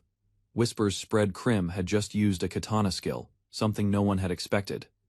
Curiosity surged. Another player examined the blade closely, confirming its identity. The rarity of the skill left them stunned. Announcers declared Krim as the first to obtain such power. Her surprise move drew everyone's attention across the arena. With perfect timing, she deflected Elmir's strike. Freya's support arrived just in time to secure their counterattack. Krim tightened her grip and prepared to strike. With confidence restored, she declared the true battle was only beginning. At the arena's upper level, two cloaked figures watched the match unfold. Their interest grew as the momentum shifted. One of them noted the unexpected teamwork on display. The group on the field had clearly caught their attention. Among them, the white-haired girl stood out. Her performance left a strong impression on the mysterious observer. With a calm expression, Krim activated a rare katana technique, stunning the arena. Her blade moved with practiced grace, and the aftermath of the skill lit up the screen behind her. Among the crowd, allies looked on with amazement. Their faces reflected admiration and disbelief as they processed what they had just witnessed. Roars of excitement exploded around her. Even the most hardened players couldn't contain their astonishment, shouting praises with wild enthusiasm. Caught off guard by the overwhelming praise, Krim's confident aura cracked slightly. One friend eagerly pointed out the beauty of the effects like falling cherry blossoms in battle. Another compared her to a lightsaber duelist, impressed by her elegant parry. Conversations shifted away from the battlefield as spectators became enamored by Krim's presence. Despite the katana being visible, its associated skills remained an enigma. Even seasoned players couldn't determine what combination of abilities she truly possessed, fueling curiosity and tension. Recognizing the unknown variables, the tank stepped forward to confront her. Krim, composed and focused, readied herself. A sudden spear thrust came at her with force. Yet she parried cleanly. Her defense extended beyond normal attacks. Battle skills were countered with the same precision. With her melee abilities confirmed, concern shifted to her potential with magic. The enemy launched a flame attack, testing her range defense. Krim's abilities stunned her opponents as she nullified a magical assault with ease. Observers quickly began analyzing her style, noting the repeated sheathing of her katana between techniques. With the next wave imminent, allies prepared for the worst. Krim remained alert, while support players stood ready to heal her at a moment's notice. Dodging blow after blow, she weaved between attacks and retaliated with swift slashes. Despite her agility, the pace began to show strain. Deflecting every strike demanded her full focus, preventing any chance to counter or advance. Their declaration to manage the pressure hinted at coordination beyond individual skill, reinforcing their trust in Krim's defense. Krim's opponent raised his weapon with confidence, preparing for a clash. Observers noticed Krim adjusting her stance, positioning herself at an unusual distance. She activated her ultimate technique, drawing her katana with purpose. The secret sword Kokono would decide everything in the next moment. Hovering above the arena, Krim stood triumphant as her team's victory was announced. From across the battlefield, a knight stared in disbelief. Though the distance between them was wide, she had taken a ready stance, confidently claiming she'd end it in under a minute. The knight's confusion grew as symbols ignited around her silhouette. The name Kokono surfaced in his mind like a warning. Her blade sliced through the space between them, striking with a force that echoed with the word, Rin. He barely had time to react. In a single motion, she had closed the gap, her eyes locked onto his as their weapons clashed in a blur of speed. The knight dug his heels into the ground, determined to withstand the next blow. Dust rose as he braced himself for impact. Despite his efforts, his stance faltered. A sudden force disrupted his balance, and panic flashed across his face. Realization struck he'd been caught in a spirit spell called Balance Break, cast with perfect timing. His footing lost, he became vulnerable. Seizing the opportunity, Krim dashed past him. Her focus shifted to the healer at the rear, eyes locked onto the next target. In a single motion, she slashed forward. Twin images of her attack collided into the stunned healer, tearing through his defense. The healer's body shattered into fragments, his form disintegrating in midair. A single name echoed MASH before silence fell. Cheers erupted as the announcer confirmed his elimination. The coordinated strike by Krim and Frey had removed a key support from the opposing team. One enemy tried to brace for the next blow, though escape was impossible at that distance. He prepared to shield his vital points. Several small projectiles pierced his gear. The effect was immediate. Acid piercer corroded his armor, weakening his defenses drastically. Krim closed in again, blade flashing. She struck vulnerable joints with ruthless precision, leaving the opponent overwhelmed by sheer force. Members of Elmir's team continued to fall one by one. The situation had turned dire at this rate. Even 30 seconds seemed generous. Spectators shouted in disbelief. Krim and Frey's coordination was near flawless, turning the match upside down in moments. In the center of the chaos, Krim stood poised. Her calm contrasted the devastation left in her wake, her presence now overwhelming. Eyes narrowed. She prepared her next technique. A blade drawn slowly, with quiet intent, glinted in the light. Elmir reacted just in time. As Krim unleashed her IA strike, his shield rose, narrowly blocking the deadly flash of steel. Krim unleashed a fierce overhead slash, her blade crashing against Elmir's raised shield. Sparks flew as power rippled through the strike. Though the blow connected cleanly, Elmir remained standing. A glance revealed the truth: it hadn't been fatal, despite landing at his neck. Thanks to the tank skill guts, Elmir had survived with a single point of health. Another ally stepped forward, determined not to let her wipe them all out. Shock filled Elmir's expression. His defenses had nearly failed. He realized just how close he'd come to being taken out instantly. As his foot surged forward, he roared his resolve. This is the end. The clash was far from over. Krim absorbed the incoming blow with a swift block, shards scattering from her guard. Her focus remained unshaken. Elmir reeled in shock. The tank skill air ride had just been activated, but not by a tank. It defied typical use. Earlier, strategy discussions highlighted Krim's attack chain Rin, Pyo, Tu, and Sha. With her current mastery, 4 consecutive strikes were possible. Knowing the cooldown risk, her team prepared for backup. Freya, entrusted with her protection, vowed to hold the line if Krim faltered. With perfect timing, Freya struck. Her arrows flew with purpose, declaring she'd act when it mattered most with full faith in Krim. Elmir defeated. The announcer declared the match over. Krim's team had successfully eliminated all opponents from the battlefield. Freya stepped forward with a smile, revealing she delivered the final blow. The last enemy had only 1 horsepower remaining. Krim's team stood victorious as the arena erupted in cheers. The match had ended, and the results confirmed their flawless triumph. The highlight reel began, showcasing the most critical moments. On the screen, Krim flawlessly deflected a relentless barrage of attacks. Her precision and speed amazed spectators. From the waiting room, her allies watched with admiration. The crowd praised her grace and strength, while Elmir's effort was also acknowledged. Cheers for Krim continued as the broadcast displayed her dominance. She had earned admiration for both skill and charm later. A bold confession disrupted the moment. A masked player asked both Krim and Freya to date him. Shocked, the girls questioned his sanity. After the match, a commotion broke out as multiple teammates dragged a cloaked man away. He had attempted to date both girls at once, earning sharp scolding from the others. Krim opened her menu to find a flood of friend requests. Shocked by the attention, she couldn't even add more. Everyone had hit their friend limits. Freya quietly took control, deleting the requests one by one. With a sinister smile, she declared herself Krim's manager, denying others any access. Nearby, a warrior expressed regret. He'd hoped to recruit Krim but knew he'd lost his chance. Smiling with renewed determination, he vowed to defeat them in the next guild ranking battle. Krim and her team appeared puzzled by the announcement of a guild ranking battle. One teammate asked if it was different from the open area conquest, revealing their lack of familiarity. To clarify, a veteran explained that the event was seasonal, pitting various guilds against each other in a structured competition to determine standings. Ranking up offered unknown rewards, and while the rules were simple, the stakes felt high. Krim listened intently, eyes fixed on the leaderboard. The event would unfold as a large-scale battle royale, where only one team would remain victorious. Strategic ideas clashed. One member preferred stealth, another peace, while Krim's eyes sparkled at the thought of charging headfirst into chaos. While discussing the growing competition, players noted the influx of pro teams entering the game. Even veteran PvPers from other titles had begun migrating to the platform. The game had exploded in popularity. Streamers, voice actors, and cosplayers announced their participation, turning Destiny Unchained Online into a cultural phenomenon. Guilds specializing in large-scale GVG combat were already forming.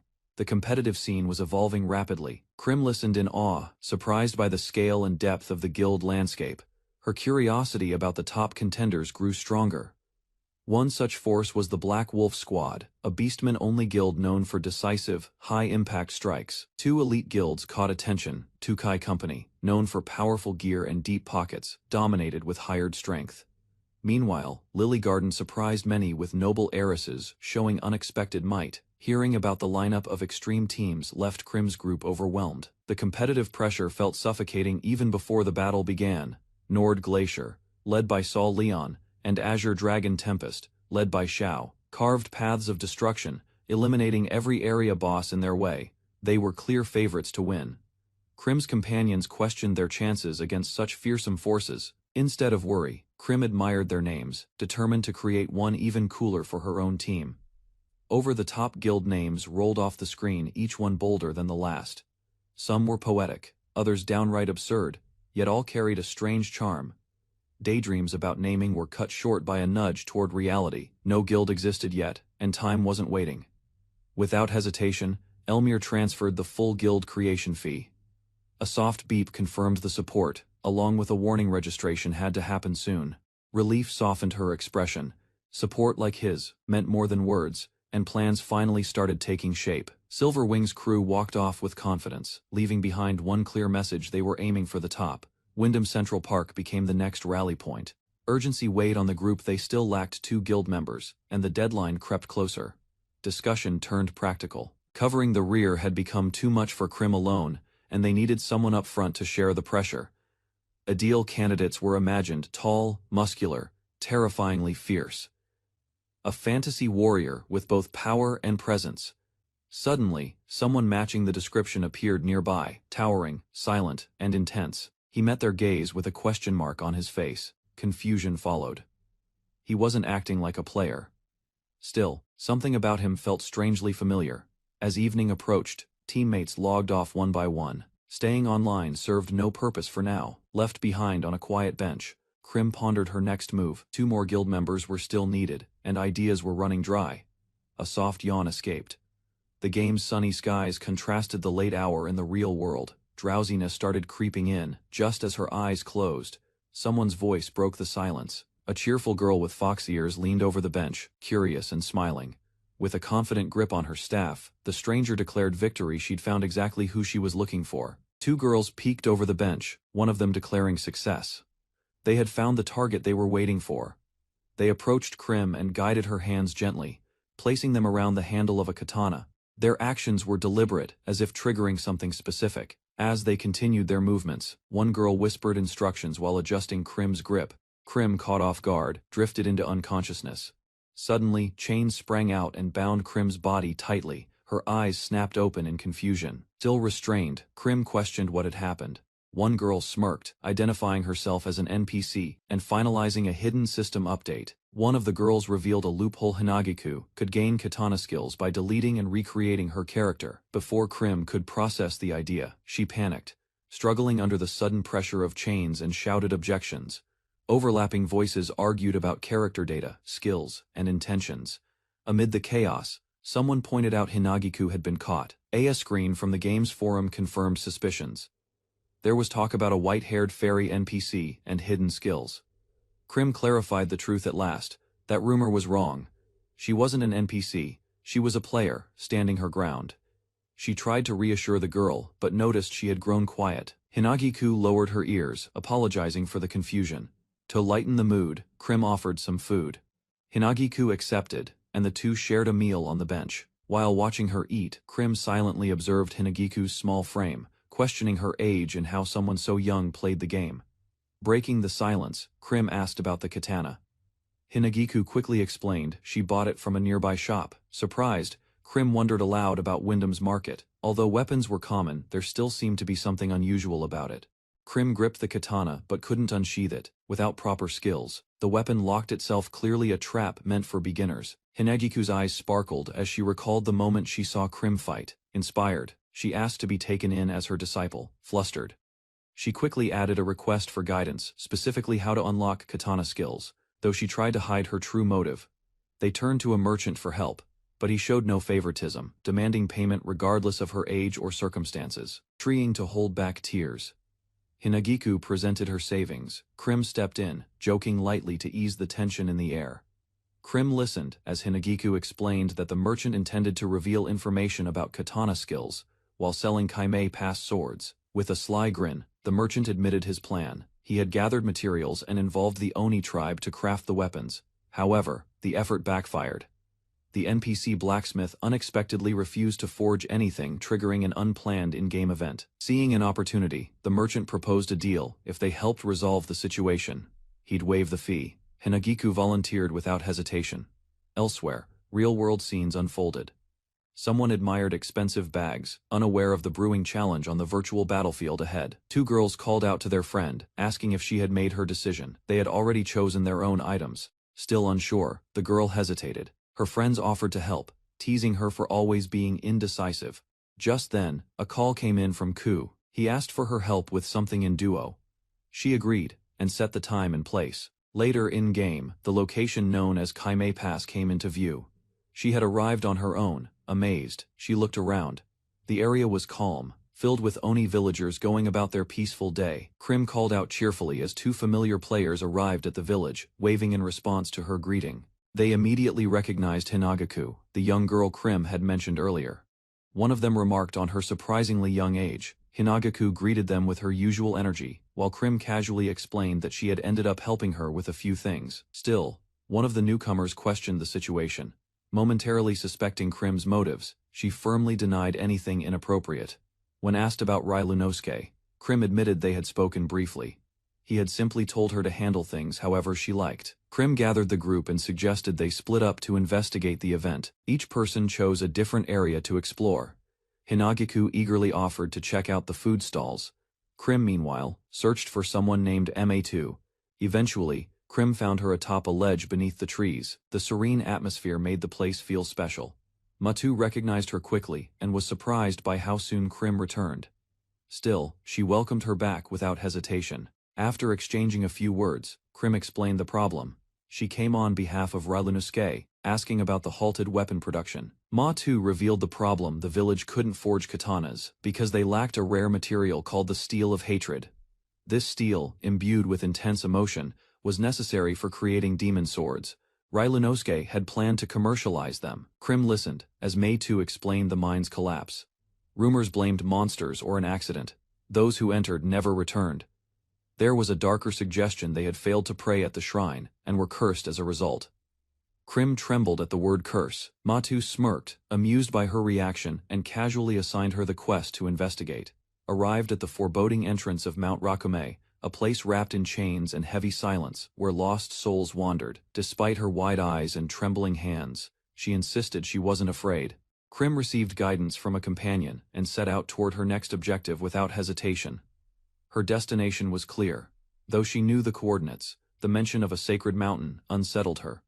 She paused, chewing nervously on a snack. Arriving near Mount Rakume, she reviewed the map. The area was low threat, and mining was encouraged, though danger still lingered. At the foot of the mountain, the group gathered. An eerie chill filled the air. The place radiated an ominous aura. A masked Oni joined them, prepared to lead the way. Their mission: uncover the truth behind the disappearing Oni. Krim stood at the gate, unimpressed and ready to leave. Her companions, more eager, questioned her sudden decision. Hinagiku teased her gently, wondering if fear was the reason. Krim denied it, but her expression said otherwise. She explained she didn't fear horror, just hated being startled. Her reasoning was oddly specific and unconvincing. Suddenly, a silent, grotesque figure appeared ahead. Krim, despite her words, screamed and attacked in panic. Trying to comfort her, Krim offered Hinagiku her hand. The gesture surprised them both, briefly easing the tension. The Oni explained that the region was known for its unique ores, attracting miners from distant lands.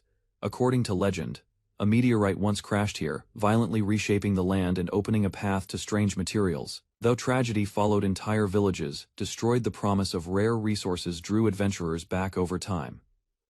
The mountain earned a grim reputation. Frequent accidents and deaths gave rise to whispers of vengeful spirits lurking beneath. From the cursed soil, a dark crystal formed steel, infused with centuries of hatred and unresolved malice.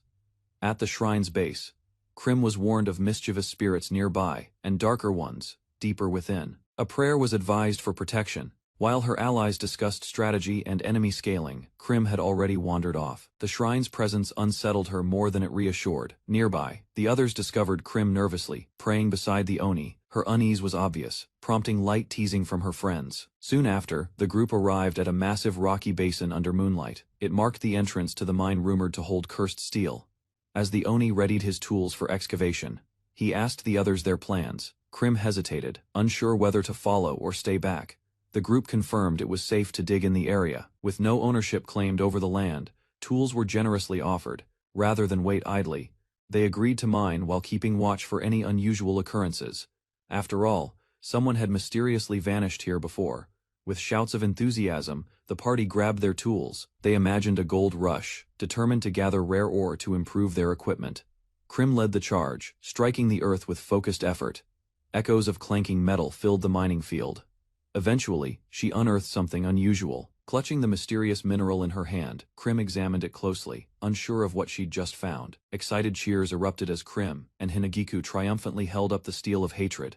Both had successfully struck the motherlode. While the group basked in their mining success, Krim wiped her brow, exhilarated by the hard work. Krim's attention drifted toward something unusual nearby. A faint shimmer caught her eye along the rocky slope. She approached a curious bag tucked between stones. Her companions identified it as a loot drop, likely from a fallen player. The system confirmed it. When players die, their collected resources become lootable. The bag's presence meant someone had perished, likely attacked by a ghost during mining. Hinagiku rushed over, calling the others with urgency. Krim debated whether to claim the loot, knowing the risks of looting others' drops. With wide eyes, Hinagiku revealed numerous ore bags scattered across the area. Krim hesitated, recalling someone she feared it might belong to. Upon arrival, the group stood frozen. The field was littered with loot bags, far too many to have come from a single player. Krim's expression hardened. The sheer quantity suggested an entire party had been wiped out. Possibly even more. Despite the carnage, no monsters were nearby. The eerie stillness left only one conclusion: something unseen had done this, and it might still be watching. Krim knelt beside a cluster of loot bags, and noticed crossbow bolts stuck in the ground. She questioned whether the game counted vanished players as dead. She studied the bolts more closely, puzzled by their angle. Something didn't feel right about how they were embedded.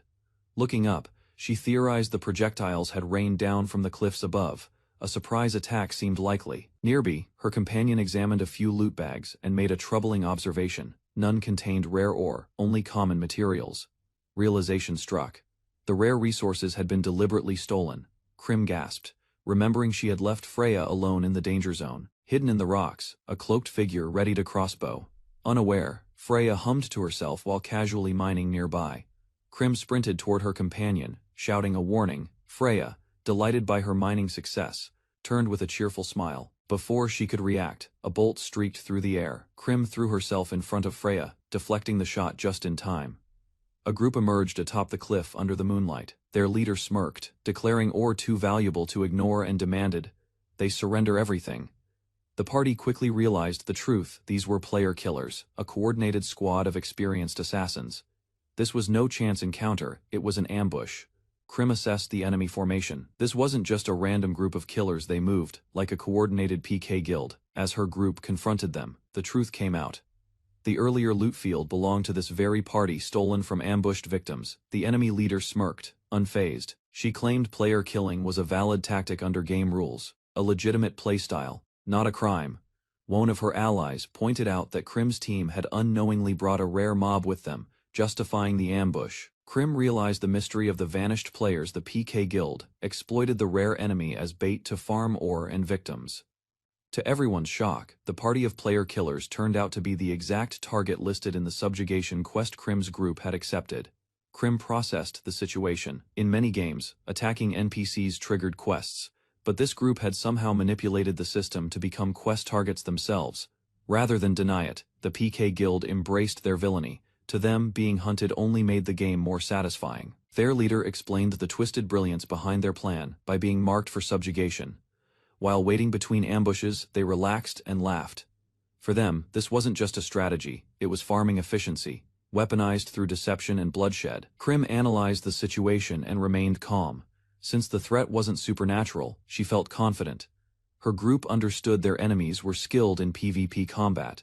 With a fierce glare, Krim issued a bold challenge, provoking the PK leader's rage.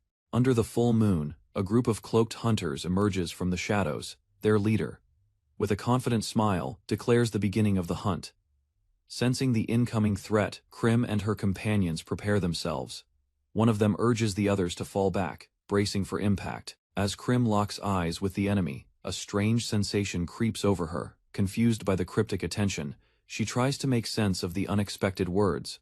Suddenly, chaos erupts. A fierce warrior crashes through their defenses, catching them off guard with a surprise ambush. Reacting swiftly, Krim leaps forward. Her fierce glare meets the attacker's, cutting through his mockery. The attacker's weapon slices through the air and lands a solid blow. Caught off guard, Hinagiku staggers backward from the force. Crashing to the ground, she scrambles to recover. The enemy mocks her fall while another teammate rushes to her side. Krim's sharp gaze surveys the battlefield. Realization dawns: this wasn't a random skirmish, but a coordinated trap from the start. Despite the pain, Hinagiku reassures the others she's unharmed. Her spirit remains steady, though the attack clearly rattled her. The grinning enemy retreats with feigned politeness, his tone laced with mockery. Krim watches, her grip tightening. Enemy retreats, heading straight for his allies. Krim's party quickly realizes he's not running, he's regrouping for a larger strike. Krim warns the team to stay alert. She senses more enemies may be hiding nearby, waiting to pounce again. From the shadows, a figure with a twisted smile emerges, conjuring a magic circle. Her taunt signals something far worse is coming. Without warning, hordes of high-level monsters flood the battlefield. The group finds themselves completely surrounded by summoned beasts. Amid laughter and mockery, the ambushers gloat. They never intended a fair fight, only total domination. With confident grins, two enemies step forward, ready to take over the next phase. They promise to handle things with enthusiasm. One of them preps a mechanical crossbow, loading it swiftly. He apologizes mockingly for what's coming next, an escalation in pace. A barrage of bolts rains down from the cliffs. Amid the chaos, one strike lands true, forcing the group into retreat. Krim shouts a desperate call for healing. She spots 3 crossbowmen above and realizes they're pinned and exposed. Freya responds at once, casting healing magic, despite the pressure. She stays focused, moving to aid the next wounded ally. A hulking enemy crashes through the wall, targeting Freya. His eyes lock onto the healer. Knowing her support is critical, without hesitation, he lunges forward, axe raised high. Freya reels back, startled by the sudden charge. Just in time, an ally intercepts the strike. Weapons clash violently as the battle intensifies around them. Krim rushes to protect the team, declaring no one can be lost. She confronts the enemy head-on, eyes burning with resolve. Meanwhile, Hinagiku struggles under pressure. Despite magical support, the front line is collapsing fast. With the front lines in disarray, one member volunteers to eliminate the crossbowmen, causing chaos from above. Just as they prepare to move, enemies close in. A thunder spell is cast to suppress the monsters circling them. Despite the effort, precise cover fire from the cliff disrupts the team's movements. An arrow lands, forcing them to react defensively. Their enemy coordination proves far better than expected. Confidence begins to waver under the relentless pressure. Meanwhile, the Oni remains untouched. As an NPC, the monsters ignore him, an unexpected advantage the team might be able to use. The halberd-wielding figure continues fighting undisturbed. Shock spreads as it is noticed, no monster is targeting him at all. A teammate speculates, could he be flagged as an NPC? Or is there a secret method to avoid monster aggression? But the theory crumbles. The man dodges a blast with precision. He is indeed a target, just highly aware and agile. Still, suspicion lingers. Is there some condition at play that sets him apart from the others? Suddenly, strange nails appear on a teammate. Even healing magic fails. A new and unknown status ailment has begun. Freya panics as the mysterious effect worsens. The strange nail embedded in her body grows more threatening with each passing. Second, Krim realizes the danger. A delayed skill could cause fatal damage if not cancelled quickly. Still, the enemy begins to flee. With no time to chase, Krim turns her focus to pushing forward. She rushes toward Freya's side through the enemy ranks. A ruthless group of players initiates a planned PK raid, aiming to slaughter others for rare item drops. Their leader coldly declares the outcome inevitable. The attackers strategically encircle their targets within a mountainous region, using cliffs and hordes of monsters to block all escape routes. From above, they observe as their prey is overwhelmed. Surrounded by steep cliffs and monsters, the trapped group faces impossible odds. Amid the chaos, Krim's team struggles. Freya is under attack, but the enemy swarm makes it impossible to identify the assailant. With a calm smile, Krim strikes decisively. Her spell lands true. As she confronts the enemy, she declares the battle over. As Hinagiku panics, the team realizes their master is too far to assist. They've only lasted this long due to Freya's recovery magic. A grim thought forms: if Freya collapses, the entire group's health will be drained until they fall one by one. Scanning the battlefield, a strange entity is spotted. Unlike the others, it isn't moving. Its eyes remain fixed on Freya, though motionless. It might be the true attacker, its gaze alone halting her recovery. With enemies crowding the path, desperation sets in.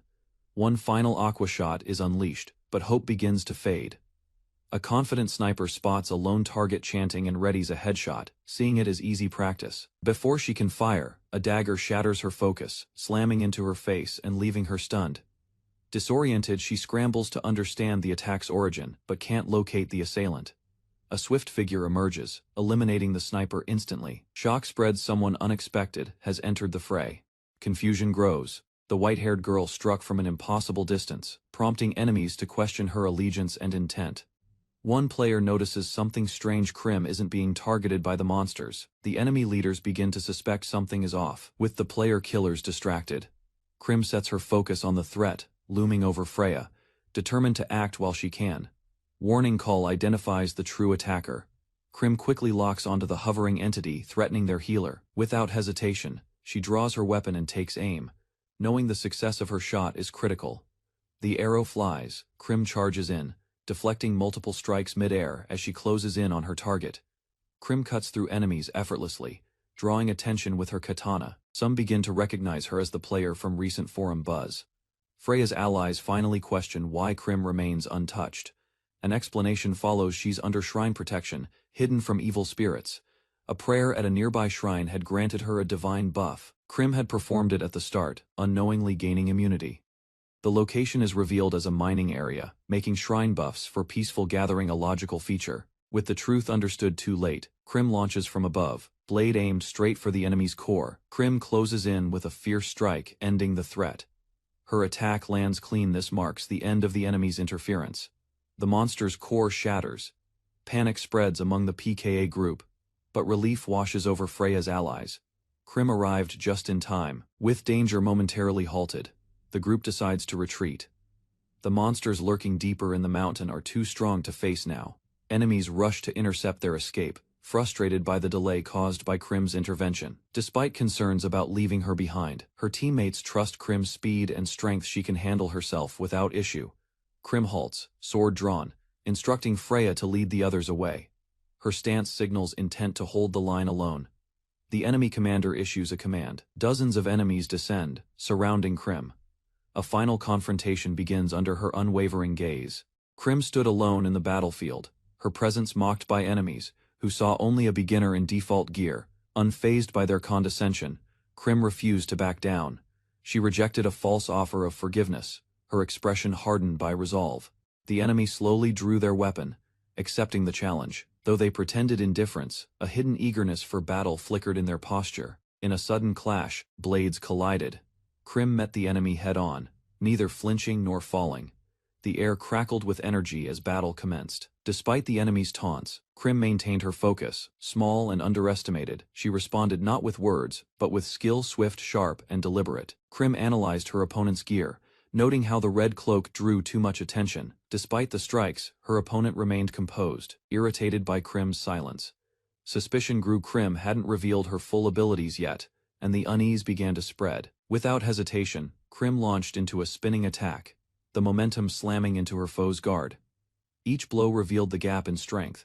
Her opponent struggled to grasp how much Krim had invested in raw power, disbelief flashing across her face. Krim moved with brutal rhythm, chaining strikes in rapid succession. Her relentless assault overwhelmed the opponent, leaving little room to counter or even recover.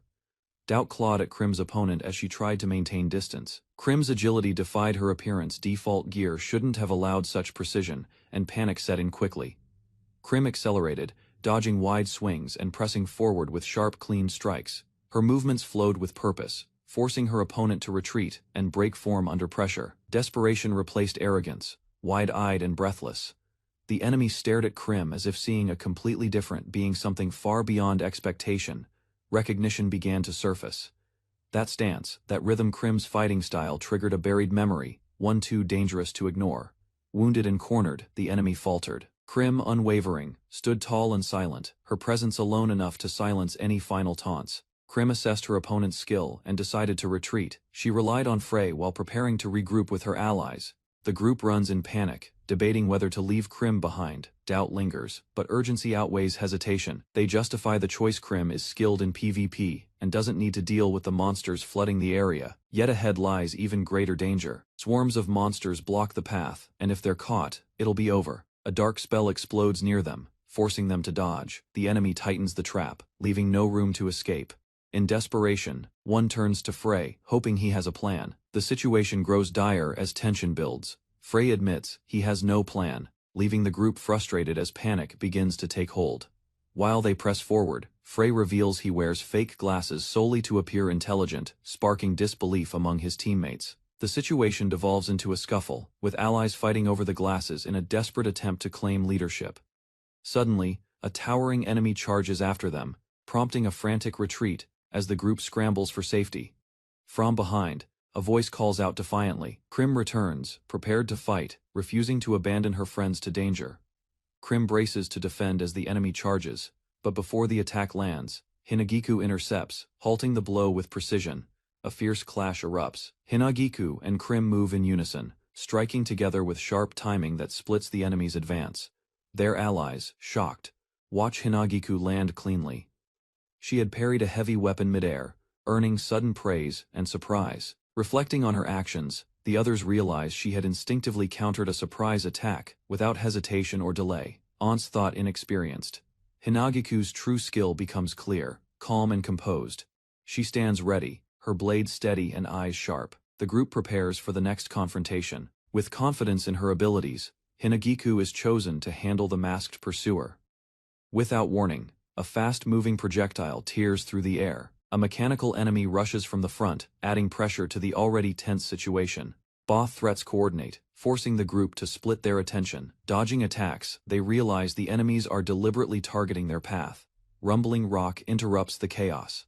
The cliff wall begins to break apart, crumbling rapidly under the impact of sustained attacks. Krim calls out just in time. She pulls Hinagiku to safety as the falling debris crashes behind them, narrowly avoiding disaster. Freya weighs the danger ahead. Sticking to the cliffs risks being surrounded, but hesitation could cost them more. Without delay, the Oni steps up as their front-line shield. His massive form offers cover, making him the perfect tank for the group's advance. With renewed momentum, they push through the monsters. Krim calls out instructions while Freya supports with healing from behind. Frustration builds on the enemy's side. The Oni's durability creates a near-impenetrable defense, allowing the group to stay hidden and mobile. Behind clenched teeth, their opponent curses the strategy. Teaming up with such a rare unit has tipped the odds heavily in Krim's favor. Oni pushes forward relentlessly. His power holds the front line, and doubts arise among enemies watching the momentum shift.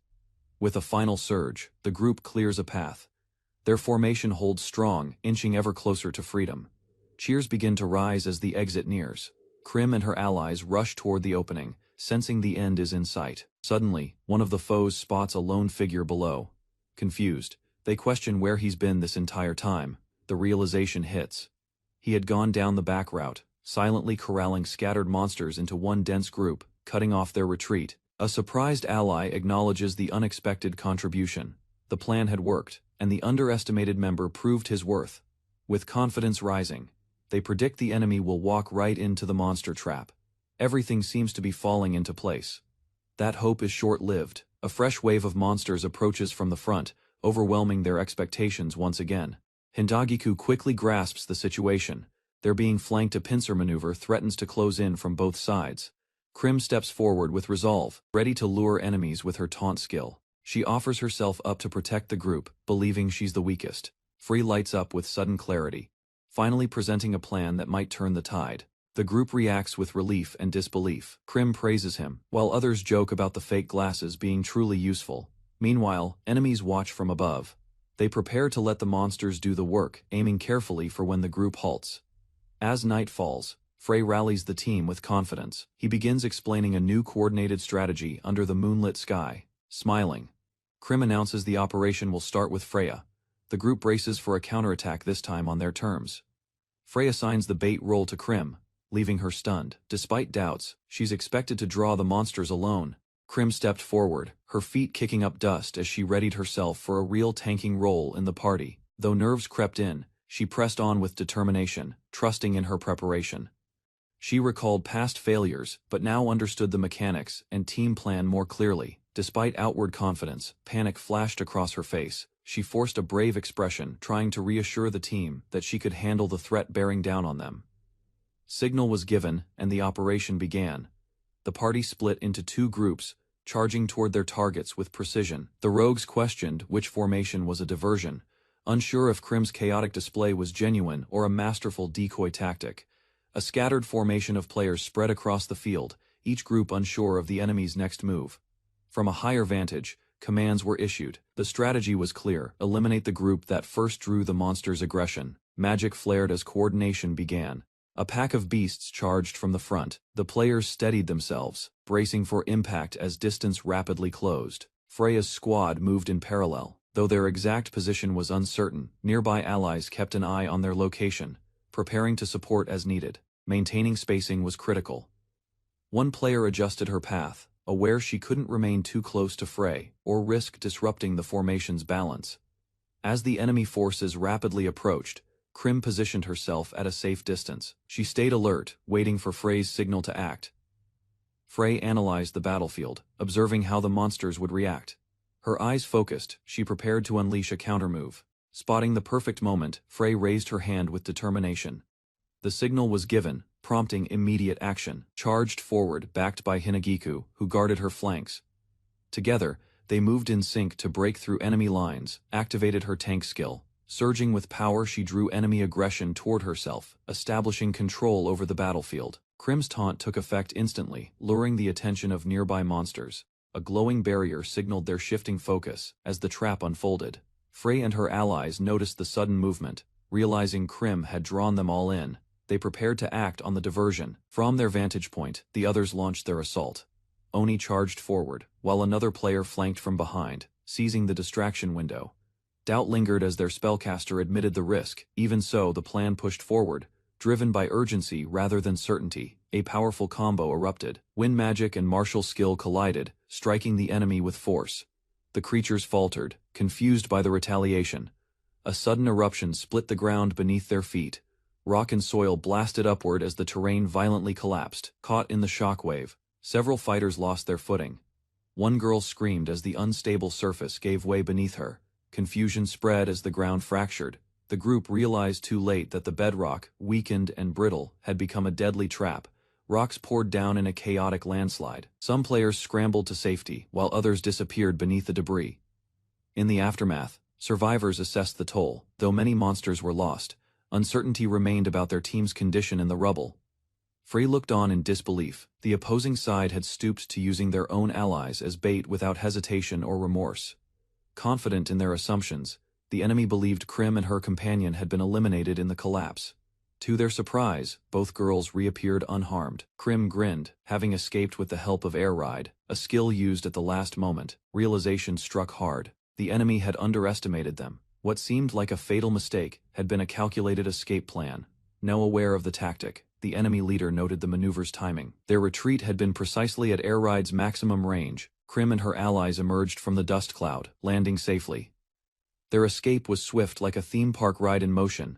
Laughter followed as they regrouped. The others admired Frey's creative use of air ride, a skill not usually meant for retreat. Capitalizing on the massive dust cloud caused by the landslide, the group used it to cover their escape and confuse any pursuers.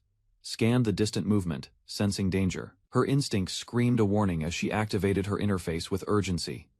Recognition dawned. A familiar presence triggered memories, an opponent whose battle instincts rivaled her own. Krim stood under the moonlight, eyes locked ahead. A memory resurfaced. Her opponent wasn't new. They had fought before. Krim and her allies disappeared into the dense dust cloud, slipping out of sight as monsters and pursuers lost track of their movement. Panic spread among the pursuers. Krim's descent triggered confusion, and some argued over splitting up or regrouping. Amid the uncertainty, a knight calmly observed through enhanced vision. Despite the chaos, he could still track Krim's position with precision. Krim stood still, recalling her past encounters. The opponent's style felt familiar, like a memory from another game she once played. Facing a knight in red, Krim sensed a flicker of recognition, though she couldn't recall the details. The presence felt the same. The enemy panicked, trying to flee despite a severe injury. Krim advanced without hesitation, her presence closing the distance. Under the moonlight, Krim paused. She declared her intent to end the encounter swiftly, claiming no interest in cruelty. Wounded and trembling, the opponent threw away all pride and begged for mercy. The fight had clearly reached its conclusion. Krim listened, unimpressed. A player killer groveling for their life wasn't a common sight, and she found it oddly pathetic. Switching topics, Krim questioned the thief about stolen goods. Her smirk hinted she already knew the answer before it was spoken. What started as nervous laughter quickly turned to genuine amusement. Krim and her opponent shared a brief moment of levity, despite the tension. Without warning, Krim raised her blade again. Her tone shifted, cold and decisive, as she declared her intention to finish the job. Caught off guard, the wounded girl panicked. She scrambled for options, but could barely react in time to the sudden threat. A returning ally interrupted the scene. The injured girl tried to negotiate, offering a share of stolen goods in a desperate attempt to sway favor. Krim's suspicions deepened. She questioned the thief's authority over her team's resources, watching her confidence falter under the weight of her own lie. She teased her wounded opponent after exposing a lie, demanding to know why she wasn't offered everything. Her grin turned sharper with each word. Frustration boiled over as the enemy snapped. Channeling her anger into a desperate strike, she unleashed a battle art, more to buy time than to win. The technique wasn't meant to hit. It triggered a thick smokescreen, obscuring the area and cutting off visibility. Seizing the moment, the girl followed with a second attack. Blades of energy burst from the fog in a sudden barrage. Krim responded quickly, blocking the assault and pressing forward, Her opponent barely deflected in time, clearly overwhelmed, her blade cleaving down with force. The opponent barely raised her weapon in time, eyes wide with panic. Retreat seemed within reach as the injured girl scrambled toward an escape route, ignoring Krim's warnings. Hope flickered in her desperation. Out of nowhere, a familiar ally reappeared, charging into the fray. Krim's attention shifted, sensing a sudden change in momentum. The girl smirked triumphantly, thinking she had baited Krim into a fatal mistake. Her trap, however, came too late. Chaos erupted as both attackers collided. Krim struck decisively, turning their 2-against-1 plan into a brutal failure. Krim intercepted the enemy's strike with a well-placed kick, halting his battle art before it could activate. His confidence crumbled instantly. Without hesitation, she followed up with a decisive blow, knocking him back. Her taunt echoed timing mattered more than strength. Thou wounded, he wasn't finished. Krim's strike hadn't been deep enough. He grabbed her arm in desperation, trying to pull her down with him. Unfazed by the counter, Krim steadied herself. Her grip tightened as she pressed forward without hesitation. Something shifted, her eyes narrowed. Whatever was connecting them system, link Krim knew she had to cut it now. Just as Krim moved to strike, a hidden party member revealed herself, her blade already plunged deep into the enemy's back. The surprise attack hit hard. Krim realized the Pocker had even turned her own party into a threat. With a twisted grin, the woman reveled in the moment. The violence thrilled her, and she wore madness like a crown. But the tables turned again. Krim's ally rose, unleashing a critical blow. His blade pierced through before she could gloat further. A final burst of force tore through the enemy. She fell at last, her smirk fading as the screen declared her destruction. Krim launched herself backward, avoiding the full brunt of the attack. Her speed stunned her enemies, buying her critical distance. Thou damaged. Her HP clung just above 0. The missed shot spared her from total defeat, and frustration grew on the enemy's face. Impressed but irritated, the opponent acknowledged Krim's persistence. Her tone shifted from mockery to grim resolve.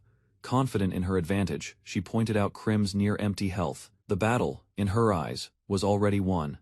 Drawing her blade once more, she prepared to end it. No tricks, no surprises, just raw finishing force. Krim leapt back, but the enemy drew a pistol. With cold precision she aimed, declaring one shot would end everything. Under the pale moonlight, the two opponents faced off on a barren battlefield. One held the advantage, gun raised, taunting their foe who knelt wounded in the distance. Despite bloodied faces and worn expressions, neither side yielded. The vampire girl stared back coldly, unshaken by the threat before her. The fight's escalation, one lunged forward as the other pulled the trigger, only to hear an empty click. With the failed shot, the girl closed the distance. Her cloak whipped through the air as she launched a direct assault. Dashing unpredictably, she avoided retaliation. Her blade surged forward as the enemy realized too late that she had slipped past their aim. Krim unleashed a fierce blow, her form swift and precise. The enemy reeled, eyes wide in disbelief at her speed and timing. Desperation overtook her opponent. They raised their firearm, confident that one final shot would secure victory, despite Krim's agility. Yet again, Krim defied expectations. Her evasive maneuvers mirrored techniques seen only in advanced VRMO combat, moving unpredictably across the battlefield. Memories stirred. The opponent recognized the exact movement style from a past Siege event in a game called World Crisis, stunned by the similarity. In a distant past, a commanding figure had prepared defenses with confidence. Now facing Krim, that same experience offered no advantage. Within the fortress, soldiers guarded a massive crystal as a confident pirate girl argued the low threat level posed by their lower-ranked opponents. Suddenly, alarms echoed. The enemy breached the main gate, drawing surprised reactions from the once complacent defenders. Waves of intruders surged forward. Orders were issued swiftly as the captain assigned positions and prepared to counter the advancing team. Amid the chaos, a lone knight charged ahead recklessly. His bold advance was seen as foolish by those defending the stronghold. Without hesitation, the captain fired a clean shot. She mocked the knight's predictability as the bullet tore toward its mark. A bullet zipped past, yet the armored figure dodged cleanly. Spectators were stunned. Was he truly reacting mid-shot in a VR game? Onlookers from the battlefield recognized the maneuver. Among them, a rival acknowledged the uncanny reflexes of the warrior they called the headhunter. Rumors circled as some questioned his legitimacy. Yet veterans knew the truth. This was Krim, infamous for precision and evasion under fire. A tactician nearby explained the secret by provoking attacks, Krim could read intentions and respond before the bullet even fired. Through sniper scopes, it became clear. Predictable paths were easy targets. Krim, however, never moved the same way twice. The headhunter dashed forward with sharp, unpredictable steps. Observers noticed a pattern hidden within the chaos, subtle but deliberate. For a brief moment, Krim inserted a readable motion. It was a feint, just enough to bait a trigger-happy foe into taking the shot. Timing became his weapon. Anticipating the exact moment a shot would fire, Krim remained a step ahead of his attackers. He studied micro-movements, twitches in fingers, shifts in aim, and slight eye focus to dodge bullets with near-inhuman reflexes. Without conventional controllers, VR systems translated real hand motions, letting Krim use natural resistance and instinct to execute perfect evasion. Fingers tightened on triggers, the two marksmen aligned their shots. Each knew that success relied on deliberate and precise execution. Once a decision was made, hesitation became impossible. The act of firing could no longer be reversed, not even in VR. Even when the target vanished from view in an instant, the bullet would still be released, guided by reflex more than thought. Krim closed in, deflecting an incoming blade with a sharp burst of force. Her movement shattered the opponent's rhythm completely. As the fragments scattered, realization struck the enemy, memories returned, recognition flickered in their eyes. Krim was someone from the past. Krim stood tall, her cloak fluttering in the wind as an enemy shouted her feared title, the head-hunting Red Knight. She corrected them casually, insisting on the proper title, the Crimson Knight. Her expression, however, betrayed her attachment to the name. Her opponent panicked, recognizing her identity. Thoughts spiraled. If her true gender or real-world identity got exposed, trouble would follow. Rumors swirled among players. With crossplay being rare in VR, suspicion and curiosity stirred, adding tension to Krim's already complex situation. She smiled awkwardly, offering a compromise. If her identity remained secret, she'd show mercy. Beneath the humor, her request was sincere. Still holding her weapon, Krim declared she had no intention of letting her opponent walk free. Her tone was final. The defeated fighter tried to pivot the conversation, nervously joking about their allies' strength and the threat of being left behind. They offered to help, trying to justify escape, but Krim remained focused, unmoved by the flattery or concern. Standing under the moonlight, she corrected him. Krim wasn't just a carry, and her team wasn't weak. They were more than underestimated players.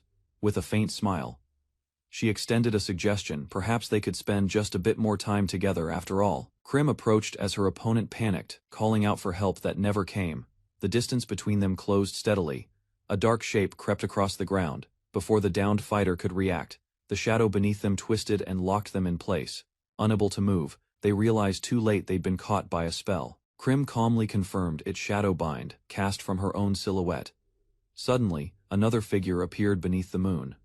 A hooded swordsman stood atop the cliff, watching with eerie silence. Krim's eyes narrowed. Tension rose. She demanded answers. Was this figure backup, or a new threat altogether? A fiery figure landed atop the cliff, its radiant wings casting sharp shadows across the barren landscape beneath the glowing moon. Krim stepped back, unsettled by the surge of energy. She couldn't tell if the presence was spectral or another powerful player entering the field. Recognition hit her as the figure approached. This was no ordinary opponent. Her eyes locked onto him, her expression tensing. Known across the servers as the strongest in the meta, the Guildmaster of Nord Glacier had unexpectedly appeared before her. Sensing a chance, Krim plotted quickly. If she could provoke a clash with the headhunter, victory was assured. Krim clenched her jaw, unwilling to admit it, but the headhunter's strength was undeniable. Yet, her experience told her something greater loomed. She remembered the clash vividly. The cloaked man's precision and force operated on a level the headhunter could never match. Determined, she accepted the cost, even if death awaited her. She was resolved to drag her opponent down with her. Turning toward the cliff, Krim raised her voice, provoking the figure above to descend and join the fray. Watching the man take flight, the enemy realized too late, Krim wasn't alone, and reinforcements had already arrived. From above, the cloaked man descended with alarming speed. Krim braced herself, sword ready, heart pounding. His landing shattered the ground between them, sending a shockwave through the battlefield. Krim's eyes widened in disbelief at the sheer force. Chunks of earth gave way beneath the enemy, catching her off guard as the terrain collapsed into chaos. As dust cleared, Krim spotted a tunnel below. It wasn't just destruction, an underground path had been exposed. Puzzled, she questioned whether the impact was intentional. The man's weight alone had revealed an escape route beneath their feet. Krim assessed the crater below. her health nearly depleted. A direct confrontation now could end her immediately. She weighed her options, eyeing the lingering dust. If timed right, she might use the cloud as cover to slip inside. A surge of urgency overtook her. There was no time to hesitate. The situation demanded speed over caution. Landing softly in the tunnel, she advanced while remaining alert. Traps or ambushes could lurk in the shadows. When a stranger addressed her, Krim stayed guarded. She didn't trust him, especially not while wounded and surrounded by uncertainty. Within the tunnel, laughter echoed, as the cloaked man expressed relief, surprised to have survived. Krim watched cautiously from behind. A minecart carrying their former enemy sped off. Mocking parting words were thrown back at them, taunting Krim as the cart vanished into the dark. Turning to the cloaked figure, Krim demanded answers. Calmly, he revealed his name, Saul Leon, and his position as guildmaster of Nord Glacier. Recognition flashed in her eyes. That guild topped the rankings, known for unmatched coordination and power. Saul explained his presence drawn by rumors of player killers. He hadn't expected to meet someone who'd truly caught his attention. Launched forward without hesitation, initiating a sudden death match. Krim flinched, caught off guard by his speed and intent as he offered her a choice. Turning back with confidence, he awaited her decision, intrigued by her spirit. Krim and her group returned to the familiar shrine where she had once offered a prayer. One of the party members clarified their intent. This wasn't a random visit. They had come deliberately to obtain a shrine buff, a powerful effect that would help them avoid monsters. Standing near the offering box, they discussed how such mechanics were often overlooked in games. The group joined in prayer, each member hoping for different outcomes. Some wished for safety, others for loot won, even for their enemies' destruction. Elsewhere, another group closed in on the shrine. Frustrated and impatient, they demanded answers, believing their targets, Krim's party, were already there.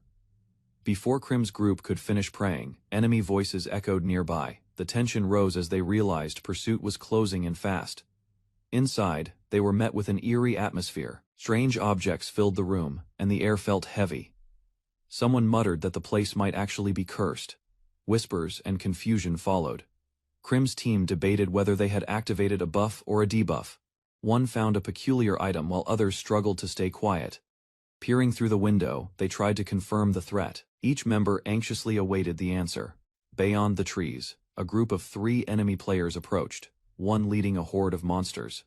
With the door secured, Krim's group huddled behind the wooden slats, hoping the enemy would pass by. One tried to stay optimistic while the others worried if hiding would work. Caution took hold as movement was heard nearby. The group crouched low, treating the situation like a stealth mission, attempting to stay completely silent. Meanwhile, the enemy party arrived at the shrine, finding no trace of Krim's team. They assumed the group had already fled further away. Suspicious, they redirected their search toward a nearby shed, dismissing the shrine as empty. Peeking through gaps in the wood, they found nothing inside. Attempts to open the door failed. It was locked from within. From outside the shrine, the enemy scouts confirmed nothing was visible. They decided to search around the back, unaware of the hidden figures just behind the door. One of Krim's allies relaxed, believing the danger had passed, but doubt flickered in another's eyes. Suspicion rose when a faint glow emerged near the doorframe. A closer inspection revealed something unusual had been triggered. A masked enemy analyzed the surface and confirmed it. Residual heat signatures indicated someone had touched the door recently. Krim's group had been discovered. Panic broke out inside. The team realized their location had been exposed using infrared light, forcing them to retreat from the entrance. The enemy revealed the truth. Their gnome ally possessed infrared vision, capable of seeing residual heat left by anything touched. Tension escalated as the attackers pounded on the door. Confident in their advantage, they demanded the group surrender, mocking the shrine's flimsy protection. Inside, panic spread. Krim's party feared the horde waiting outside would storm in if the door gave way. They began to speculate about the room itself. Perhaps it was enveloped in a sacred element field, making it stronger than it appeared. In this world, shrines could possess elemental properties, just like churches weaken demons. This one might repel evil or nullify attacks due to its elemental alignment. Krim's team weighed their chances. If the monsters broke through, the shrine's sacred field might weaken them. Frustration boiled over. Krim and her ally unleashed a barrage of insults, calling out the attackers' cowardice and reliance on mobs, daring them to face real combat. Tension exploded as determination surged. One vowed to make the enemy cry, while the others demanded action, their nerves fraying. But something snapped. Hinagiku's sudden shift caught everyone off guard. Her calm demeanor vanished as she muttered dark thoughts, eyes empty. Years of suppression unraveled, whispering to herself. Hinagiku recalled every moment she endured silently, until now. One of Krim's allies recalled her childhood, where even in games, she was targeted with hate messages. Those moments left a lasting impact. She remembered, sitting alone, holding her console tightly, while reading cruel texts on the screen enough to make anyone quit. Hinagiku had probably felt the same. Though she stayed silent, fear and pressure had worn her down slowly. If she disconnected now, she might never return. The emotional weight could be enough to drive her away for good. They resolved to protect her. Letting Hinagiku escape was the least they could do. She deserved a safer place to play. Hinagiku remembered a time when she had friends in another game. They were driven away by older players who hunted them down, forcing them to quit. Her companion reflected on her own aggressive reaction. Recalling her mother's advice, never hesitate against player killers. That advice echoed fiercely, show no mercy to PKS. The words stunned Hinagiku, their intensity lingering in her thoughts. Despite the danger, her resolve solidified. She had always held back, but deep inside, she desperately wanted to fight back even if it cost her. Others watched, stunned. The door trembled, but Hinagiku stood firm. Her fear had vanished, replaced by a sharp inherited fury. With hope fading, one teammate proposed using the shrine's sacred power to wipe out the enemies. Another corrected her, that's not how elemental fields function. The discussion shifted to abilities. If Hinagiku's sacred skill was active, could it help? But confusion arose, was she even a beastman? Everyone froze. The revelation landed: Hinagiku wasn't a beastman at all, despite her appearance. Outside, the enemy gloated. The door had weakened, and their attack was moments from breaking through. With a thunderous crash, the shrine's entrance exploded. The enemy burst in, flames and debris scattering in all directions. The enemy's axe shattered part of the door, but something struck back before they could react. Their guard dropped for a moment too long. Hinagiku burst through the remains, cloaked in energy, charging straight at them with deadly resolve, aiming to strike down all three intruders. Krim stood engulfed in ethereal flames, vowing to offer her enemies' heads to the shrine. Her body burned with power as she prepared for a brutal strike. Elsewhere, enemy scouts noticed the strange flames and recognized the rest of her team hadn't left yet. The flames weren't visual effects. Krim was literally on fire. Her body endured recoil damage, but the burning state seemed to be granting her immense strength. Confused, her foes debated whether Krim was bait or had simply charged ahead recklessly. Warnings were shouted, but miscommunication spread. Krim's intent remained clear: destroy them all. A heated exchange erupted as confusion spread among the group. One member insisted something was visible, while others saw nothing. Suddenly, a cloaked figure emerged, commanding attention and elemental power. His voice cut through the chaos, demanding the shutdown of heat vision. Another ally stepped forward, revealing the truth. The enemy had missed the hidden trap by focusing solely on thermal signatures, and oversight now costing them. An eruption followed. The ambushed opponent realized too late that his own tactics had been turned against him. Observing the chaos, Krim struggled to strategize. Pressure mounted, but she forced herself to stay grounded. Despite the earlier chaos, one enemy refocused with determination, insisting Krim must be eliminated through coordinated, targeted strikes. His attempt ended abruptly. Krim launched a devastating blow, shattering his defenses and eliminating him with searing precision. The others reassessed quickly, believing she couldn't survive the monster aggression alone. They chose to let her exhaust herself under the swarm. Meanwhile, attention turned to a new threat, an Oni warrior, wielding a different weapon. His sudden presence shifted priorities. Sensing an opening, the player killers began to retreat. Krim immediately gave chase, unwilling to let them escape unpunished. Krim stood before a horde, eyes locked on the tightly grouped monsters closing in under moonlight. The battlefield had shifted in her favor. Allies quickly broke down the enemy's plan. The Oni had baited the killers, Hinagiku had drawn the mobs, and now they were controlling the chaos. Elsewhere, it became clear that Hinagiku belonged to a rare beastman race, the silver fox, with traits far beyond the norm. Her devastating Azure Flame skill once led to death upon activation, draining her HP entirely on first use. Now, with it active again, she endured continuous recoil damage, trading life for unmatched power. With sacred and flame elements now fused into her form, Hinagiku's strikes gained additional buffs, especially effective against demons. Surging with energy, she tore through the battlefield. Her aura blazed wildly, leaving enemies unable to mount a proper defense. Unleashing her finisher, she soared above the chaos and executed the Divine Inferno Vortex Slash, annihilating her foes in a sweeping blast. Victory came swiftly. The group celebrated as the final blow fell, eager to claim their spoils from the defeated killers. Later, teammates reflected on Hinagiku's strength. Her power came with risk few, could survive wielding it without constant support. The group wandered the quiet terrain, calling out for Krim, convinced she'd be fine despite the separation. Search efforts revealed nothing, no sign of Krim, no trace of the player killers. Questions arose about where the tide of battle had taken them. Panic flickered. The possibility of Krim being kidnapped took hold, and expressions grew grim. Reality confirmed their fears. Krim, tied up and used as a hostage, pleaded for release, her pride clearly crushed. Enraged, her allies discovered a tunnel beneath them. Their determination sharpened. Krim would be rescued without mercy for her captors. A large chasm opened, where the ground had once been stable. The group stood puzzled. This hole hadn't been there before. Suddenly, Hinagiku's sharp senses detected Krim's scent rising from within. Alarmed yet resolute, they prepared to descend despite the unknown. Upon reaching the cavern below, they called out for Krim. The silence and eerie setting unsettled them, but they pressed forward. Deep cracks and slashes along the walls revealed intense combat. It was clear a fierce fight had erupted in the depths. Finally, they spotted Krim's figure. The battlefield suggested a brutal clash, possibly with someone wielding overwhelming force. Krim lay wounded, relieved her allies survived. Her calm expression concealed defeat, a silent admission of her loss below ground. She stood beneath the hanging lanterns, her focus narrowed. The tension in the air sharpened as her fingers tightened around the hilt of her weapon. The battle parameters were set. One strike would decide the outcome. Krim and her opponent, Sol Leon, both had minimal HP. Their weapons clashed violently, shockwaves bursting from the impact. Sol's power-focused swing came with overwhelming weight, yet no gaps emerged in his technique. Sol advanced aggressively, unafraid of the duel's stakes. His confident grin betrayed his mindset. Victory belonged to those willing to take risks. He launched a massive spear attack, using his range advantage. The sheer distance covered by the strike left Krim cornered.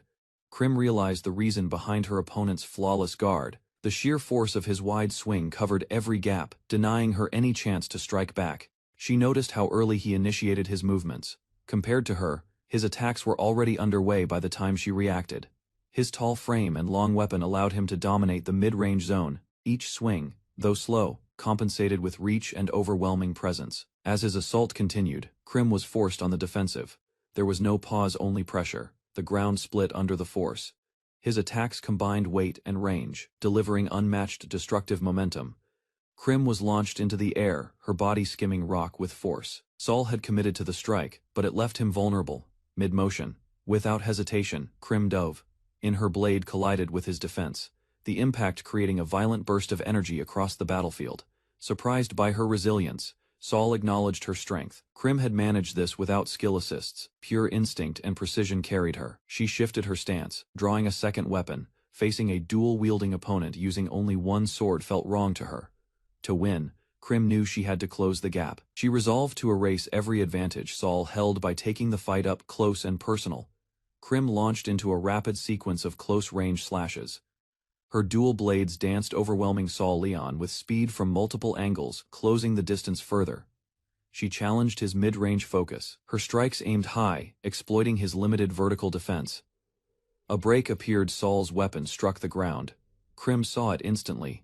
Her instincts surged. This was the moment to finish it. As she rushed forward, her eyes locked on the weakened stance. The shattered minecart rails beneath them opened an opportunity. With one decisive blow, Krim shattered through his guard mid-air. The duel reached its turning point in a burst of destruction. Krim lay on the ground, bruised and breathless. Her HP was nearly gone. Sol approached slowly, his stance relaxed after the clash. He raised a hand but withheld the final blow. Despite his win, he chose restraint.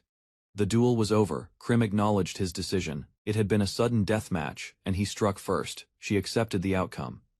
They both admitted holding back. Neither had revealed their true strength, nor used their best gear or trump cards.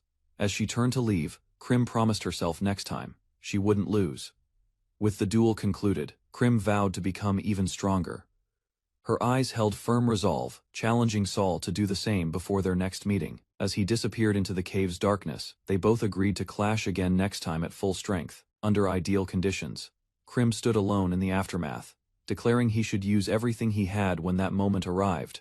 Elsewhere, Saul reunited with his guild. His rare defeat surprised his companions, but he accepted it with a calm smile. Later, Krim turned to her teammate, quietly asking how their mission had gone. The next phase was already beginning. The group exchanged casual words after battle. Though there was little loot, the relief of surviving was enough. Tension eased as laughter returned. Suddenly, all eyes turned toward a strange presence. Krim froze, sensing something unexpected behind her. She looked down in disbelief, realization dawning too late. Something had gone wrong beneath their notice. Krim the headhunter stands ahead of the party, already waiting at the checkpoint, while the others arrive in confusion. Mitsuki Ko, trapped in his vampire girl avatar, watches their stunned expressions without denying anything. Suspicion spreads among the group as they realize she overtook them, despite starting behind. Kori recalls switching tracks earlier, predicting their route and moving in circles to outpace them.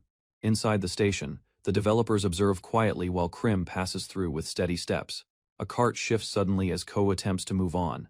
Another teammate blocks the path, preventing escape. Breathing hard, Ko admits defeat yet refuses to yield completely, determined to end the bout properly. Gripping the opposing leader, Krim reminds her of the insults directed at Frey and the others, refusing to let the matter fade without consequence. Lowering her head, the woman admits she crossed the line and acknowledges the strength of Krim's party, easing the tension only slightly.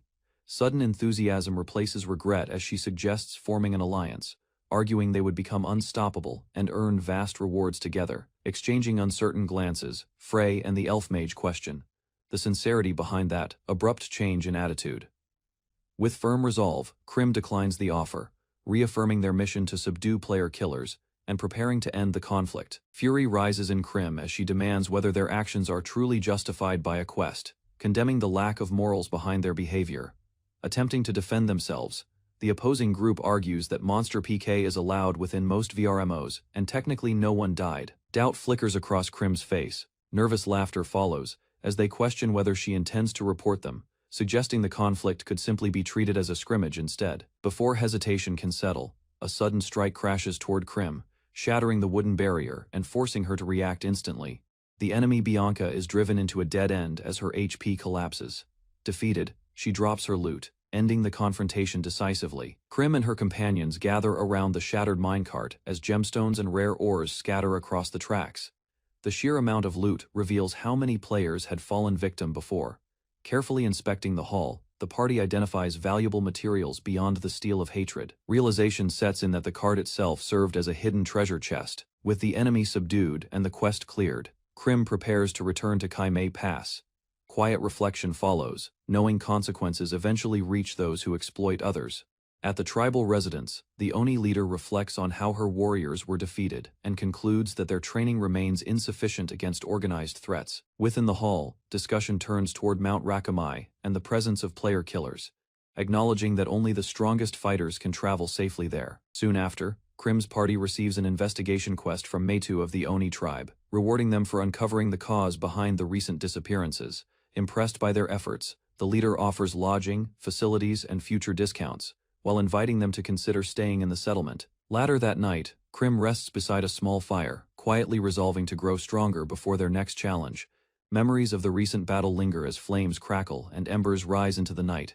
Sitting alone before the fire, she reflects on the gap between her current power and the challenges ahead. Snow drifts quietly across the empty arena. Footsteps approach as Frey finds her and offers silent companionship. His presence breaks the isolation without disturbing her thoughts. Together they face the fire while discussing the completed loot distribution and the party's overall condition. Calm settles between them. News follows that Hinagiku mastered new katana skills, and Matu plans to forge her weapon, affirming steady progress. At the forge, Matu suggests that after gaining her long-awaited katana skills, Hinagiku should commission a proper blade to match her growth. Later, Frey quietly asks Krim whether the recent battle still troubles her, noting how narrowly she avoided defeat. She listens without denying it. Sparks burst from the anvil as steel is hammered into shape, reflecting Krim's conflicted thoughts about strength and limitation. Under the moonlit sky, the group reviews the duel, recognizing that their opponent demonstrated unexpected versatility. Discussion turns to the enemy's dual-wielding technique and free left hand, reinforcing Krim's resolve to refine her own skills further. Krim considers the duel carefully, concluding that their opponent was not holding back, but reserving strength for a future guild rank battle, recalling the moment he tore up the minecart track mid-fight. She admits being completely caught off guard by his bold tactic. Despite the narrow margin, a faint smile appears as she reflects on the intensity of the clash and the growth it forced upon her. Soon after, Hinagiku proudly presents her newly forged katana, signaling the completion of her long-awaited weapon. Light-hearted teasing follows among the group, and Krim accepts her role as mentor while preparing to examine the finished blade. 2 unveils the completed blade, the demon sword Onakiri, confirming its exceptional sharpness and rare classification within the game's weapon tiers. Excitement spreads as the party realizes Hinagiku can now wield her own katana, officially concluding her quest and clarifying the value of the stolen ore. While others celebrate, Hinagiku grows quiet, gathering her thoughts instead of sharing their immediate enthusiasm. Stepping forward, she explains that beyond simple assistance, she wants to stand on equal footing with the group from now on. With the upcoming guild rank battle approaching, Hinagiku declares her ambition to become a top-tier vanguard for the team. With hopeful eyes, Hinagiku asks to formally join Krim's party, expressing her wish to fight alongside them from now on. Joy spreads instantly as the group accepts her, lifting her in celebration and welcoming her as a true companion. Ma, too, observes the scene with approval, noting that Hinagiku has gained trustworthy friends through her efforts. Renosuke arrives after converting the recovered ore into money, confirming the quest's rewards have been fully processed. Later, he thanks the party for resolving the trouble, explaining that he can finally resume forging swords thanks to their success. Krim and her party arrive in Wyndham's North Quarter shopping district, boots echoing across the cobblestone as they stop before a row of weapon and armor shops. After reviewing their recent earnings, the group agrees to invest in stronger equipment, preparing themselves for the upcoming challenges ahead. A system screen presents the current guild rankings and explains that higher positions grant more guild points. Those points can strengthen a guild's territory defenses nearby. Hinagiku listens while the group discusses preparation for guild rank battles. Understanding slowly forms as she realizes why the upcoming fights matter. Research continues as the group reviews information about equipment shops across different regions.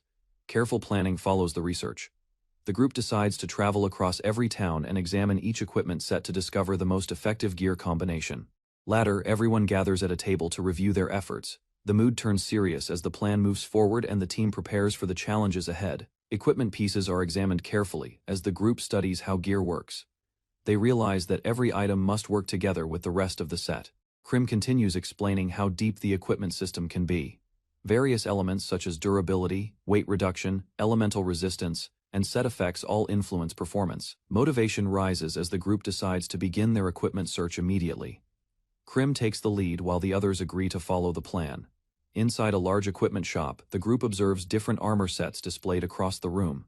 New outfits and gear appear in each location, while the group explores the expanding world during their search for the best equipment. After spending hours visiting shops and checking equipment, the group finally rests at an outdoor table. Exhaustion spreads among them as the long search begins to take its toll. Krim explains that gathering information comes first. Without knowing enough about the available equipment, building the right setup would be impossible. Loadouts for all 4 members are finally prepared, combining parts from several equipment sets to maximize each character's strengths. The group appears wearing their new gear combinations. Each outfit looks strange and mismatched, yet the builds are perfectly optimized for the current combat meta. Surrounded by curious stares, the team begins to realize how noticeable their optimized outfits have become. Group walks through town wearing their newly optimized equipment. The strange combination of armor and accessories immediately draws attention. They enter a shop to continue their preparations. While gathering recovery items and supplies, the team focuses on practical needs before future battles. After finishing their purchases, one member suggests taking a short break. The long preparation process has already exhausted everyone, making rest a reasonable choice.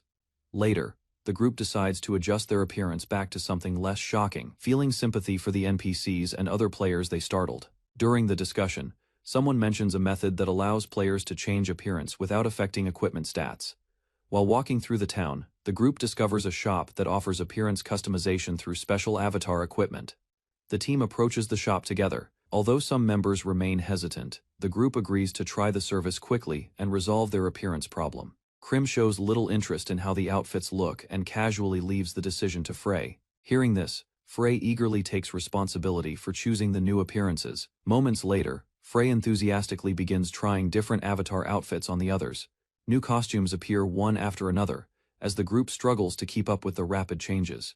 The situation soon becomes chaotic, as Frey continues experimenting with more designs. Inside the avatar shop, Frey eagerly examines the available costume displays. Various outfits promise to change appearance without altering equipment stats. Several options are presented, and the decision process moves faster than the others expected, leaving some of them surprised by how confidently Frey takes control. Selection becomes overwhelming, yet the process continues as she enthusiastically finalizes each member's avatar style. Eventually, the long customization session ends, and the group leaves the shop after finishing their new looks. Their optimized gear remains hidden beneath stylish avatars, finally solving the problem of their awkward equipment combinations.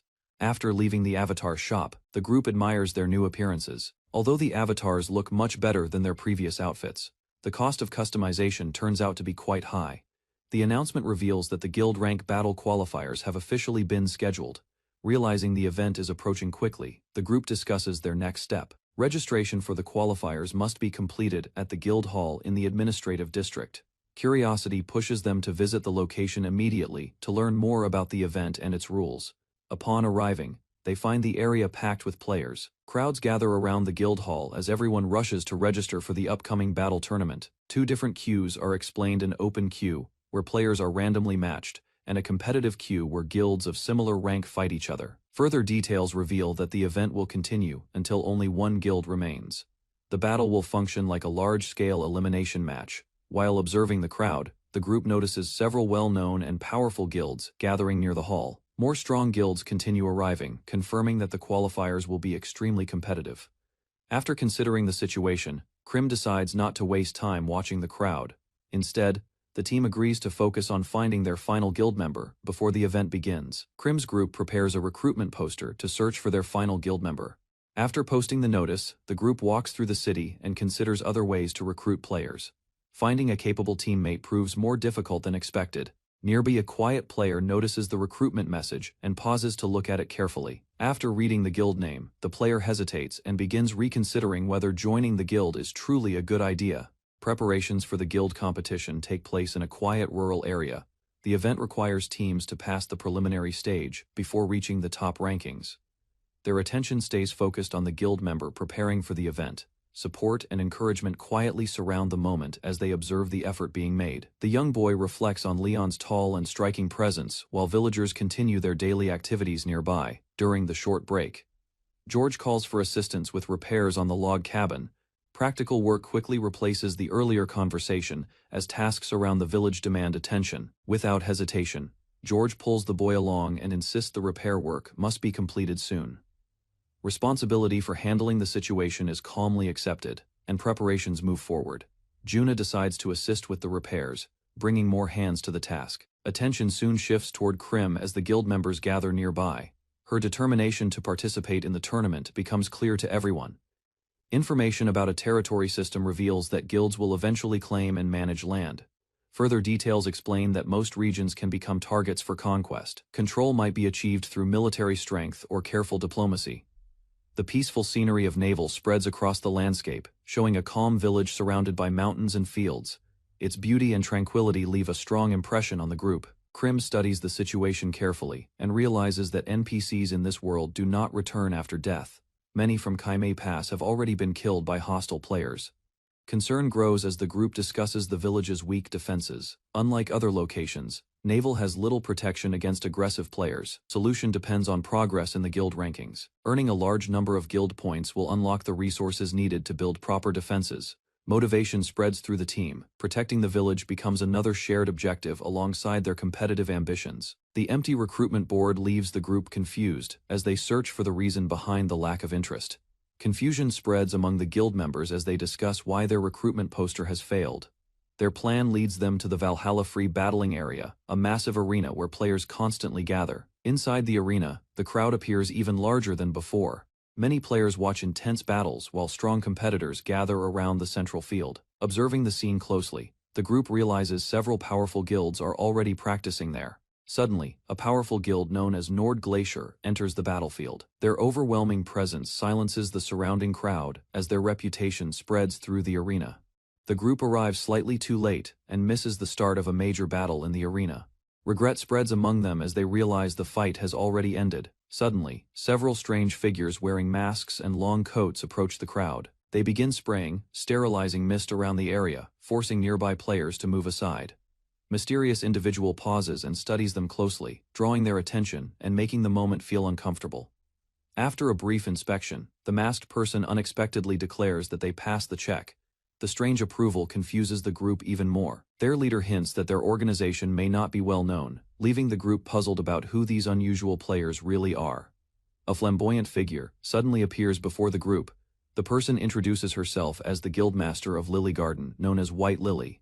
Excitement grows as White Lily studies Krim closely. Interested in her abilities and presence, the guildmaster begins considering Krim as a potential recruit for her guild. A masked guild leader approaches Krim and formally invites her to join her organization. Surprise spreads across Krim's face as she processes the unexpected proposal. Inside Lily Garden, the leader confirms the offer with confidence. Confusion lingers in Krim's expression while she tries to understand the purpose behind the recruitment. Soon after, Krim is dressed in a maid outfit against her expectations. Embarrassment appears clearly as she struggles to accept the sudden change. Clarification follows when the leader explains that Lily Garden operates as a maid guild. Uniformed members stand in formation, proving the statement true. Finally, armed maids reveal their combat readiness. The guild presents itself as disciplined fighters devoted to mastering their role. Accusations are brushed aside as the masked leader clarifies that a noble merely follows their guild by choice. Careful attention from Krim reveals her uncertainty about this peculiar connection. Unexpectedly, several nobles make a grand appearance behind the group. Daily ceremonies and refined performances are said to draw their interest, increasing the number of followers. Within the guildhouse, those same nobles now linger comfortably. Mild frustration shows through the leader's composure, yet she maintains that their presence suits the maid's purpose. A comparison forms in Krim's mind, likening the arrangement to a mutual dependence between vastly different beings. Practical benefits seem to justify the unusual structure. With steady resolve, the leader reaches out once again. A formal invitation is presented, urging Krim to accept membership in Lily Garden. A maid protests loudly when the masked leader focuses too much attention on Krim. Praise about her appearance only deepens Krim's confusion about the true reason behind the invitation. Suddenly, a massive wolf-like figure appears inside the hall. Recognition spreads as members identify him as Aaron from Black Wolf Squad, turning the gathering into a meeting of top guilds. Tension fades when Aaron casually apologizes for startling everyone. His relaxed attitude contrasts sharply with his intimidating presence. Conversation shifts as he admits that people often fear him unintentionally.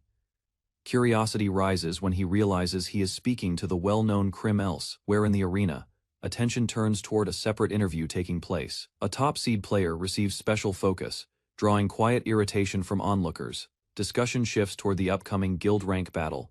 Krim listens as others mention her recent match, and the attention she gained from it. Surrounding members react when a certain phrase is spoken, correcting it immediately. The atmosphere briefly tightens before returning to normal. Energy rises as another player eagerly asks about guild preferences. Several prominent guild names are listed, presenting strong contenders in the competition. Consideration follows while the crowd watches the arena below. Opinions form about specific groups and their recent improvements in strength. A final answer is given with confidence. Xiao is identified as the standout player, recognized as belonging to Azure Dragon Tempest, a top-tier guild far above others. Discussion centers on Xiao and his exceptional leadership of Azure Dragon Tempest. While his reputation is acknowledged, curiosity shifts toward another individual who recently drew attention. The hooded player recalls noticing a kid wearing a crimson robe. Uncertainty follows as others question whether such a detail truly narrows down the identity. Speculation spreads across the hall as multiple players react to the description. Attention gradually turns toward Krim when whispers, "Connect the robe and her past performance." Suspicion deepens after the hooded player gives a subtle wink. Observers begin comparing the mysterious figure to Xiao, wondering if another rival of similar level exists. Silence settles as Krim stands between powerful guild leaders. Determination replaces confusion, signaling that she may soon confront the expectations surrounding her name. Krim is urged to leave before drawing further attention. Reluctance shows briefly, yet she follows as the group moves away from the gathering of major guilds. Departures occur across the hall as leaders decide to withdraw. Quiet thoughts linger about the mysterious kid in a crimson robe, and whether she was seriously considered. Doubt begins to surface within one observer. Previous assumptions about Krim are reconsidered, especially regarding her unexpected mastery of katana skills. Interest grows among the remaining leaders. She is described as an unforeseen contender capable of disrupting established expectations. Private reflections continue after the crowd thins. Acknowledgement spreads that Krim's presence may influence the balance among top guilds. The masked leader openly declares a growing interest in Krim, while Aaron confidently states that the outcome of any confrontation will remain unchanged. Thoughts turn to Azure Dragon Tempest's overwhelming organizational strength. Doubt surfaces about whether Krim alone could have altered Saul Leon's final judgment. Across the hall, Xiao is identified as Saul Leon's greatest threat. Determination rises within Krim as she refuses to fall behind in spirit. A few days later, preparations for the guild-ranking battle reach their deadline. An announcement signals that preliminary entries are closing immediately. Realization strikes when their team still lacks a fifth member, with applications no longer accepted. Urgency replaces confidence as the tournament approaches. A lone player steps forward in the park and offers to become their missing fifth member. Surprise spreads across the group as they question his actual combat ability. Doubt lingers while they calculate their remaining time before registration closes. Concern grows that accepting him might weaken their overall strength. Urgency replaces hesitation as the deadline approaches rapidly. Faced with elimination by default, they seriously consider his proposal, despite earlier skepticism. Gratitude follows when he explains an alternative method to join the preliminaries. Relief softens their expressions after learning participation is still possible. Details about the mercenary system clarify their path forward. With this solution, the team regains hope and prepares to enter the guild-ranking battle. Understanding the mercenary system brings relief to the group. The newcomer offers assistance and hints that he can introduce reliable support, if necessary. Recognition passes between him and one member, suggesting a shared history. Despite that connection, the team decides they can proceed without outside help for now. Confidence grows as he assures them he can contribute properly this time. Attention then shifts toward forming a workable strategy for the preliminaries. Impatience replaces lengthy planning when they agree to adapt through experience. Determination shows clearly as they choose to secure a quick opening match. Moments later, the battlefield activates before them. With resolve set and roles understood, the team steps forward as the guild-ranking battle officially begins. The team is transported into a dense jungle map instead of a standard arena. Realization spreads that this battle focuses on search and destroy with no respawns. Information about randomly generated terrain forces them to reconsider their approach. The newcomer prepares scouting equipment while stressing the need to gather intelligence first. Without hesitation, several members rush forward as the match officially begins. Concern rises behind them as their early aggression ignores the dangers of the unknown environment. Momentum carries the group deeper into the jungle, despite warnings. Brief agreement forms that bold movement may still offer an advantage in preliminaries. Suddenly, a hidden blade flies from the trees. Shock erupts as an unseen enemy ambushes them, exposing the risks of advancing without preparation. A thrown blade is deflected by a helmet, preventing immediate damage. Recognition follows that Krim launched the counterattack while activating a hidden sword technique. Momentum shifts as Krim and her ally charge directly toward the enemy position. Their sudden advance forces the opposing team to abandon their ambush. Warning spreads when someone realizes the attack was a setup. Panic rises as they attempt to evade a triggered trap in the jungle terrain. Steel arcs through the air as Krim descends with precise strikes. Coordinated blows shatter defenses and overwhelm the disorganized opponents. Silence falls once the last enemy collapses. Victory is declared, and confidence surges as they prepare to maintain their winning pace. Updated rankings flash across the screen as their guild climbs steadily. Multiple victories push them upward, placing their name among stronger competitors. Encouragement spreads after another win secures bonus points. Fatigue shows on their faces, yet improved weapons and teamwork increase their overall firepower. Plans for continuous matches pause when reality sets in. Discussion turns toward the noticeable skill gap that still separates them from top-ranked guilds. Responsibilities outside the game interrupt their momentum. One member prepares to log out for work, forcing the group to reconsider how long they can continue. Limitations of the mercenary system become clear as evening approaches. With only partial support available, the team decides to regroup and refine their approach for tomorrow. Alone in her room, Krim reflects on how the game has become her reality. While others can log out freely, she remains trapped inside the world of Destiny Unchained Online. Exhaustion settles in after long hours of matches. Lying on her bed, she debates checking the rankings, but decides to sleep instead. Morning light brings sudden shock when she sees the updated standings. Overnight, their guild has dropped dramatically to rank 700. Analysis reveals that rankings depend on overall guild performance, rather than individual strength. Larger guilds maintain progress by rotating active members continuously. Understanding their disadvantage, Krim acknowledges the limits of a small team. Even so, determination rises as she resolves to challenge the strongest guilds ahead. Krim proposes targeting stronger guilds deliberately, aiming to defeat higher, ranked opponents and rapidly increase their overall standing.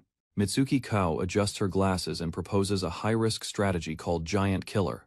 Success would bring massive rewards, especially with their current win streak bonus. Concern arises over the randomness of matchmaking and whether top guilds would enter that queue. The group questions if strong teams would risk participation without guaranteed benefits. She explains that powerhouse guilds are targeting random matches. Instead, avoiding competitive queues protects their rating while still allowing steady point accumulation. By farming weaker opponents, dominant guilds maintain their streak bonuses with minimal danger. Losing in ranked battles would sharply reduce their standing and momentum. Realizing this pattern, the team concludes they can track those guilds through open matchmaking. The plan shifts toward hunting them down and seizing a decisive victory. Free suggests waiting until early morning when most casual players log off.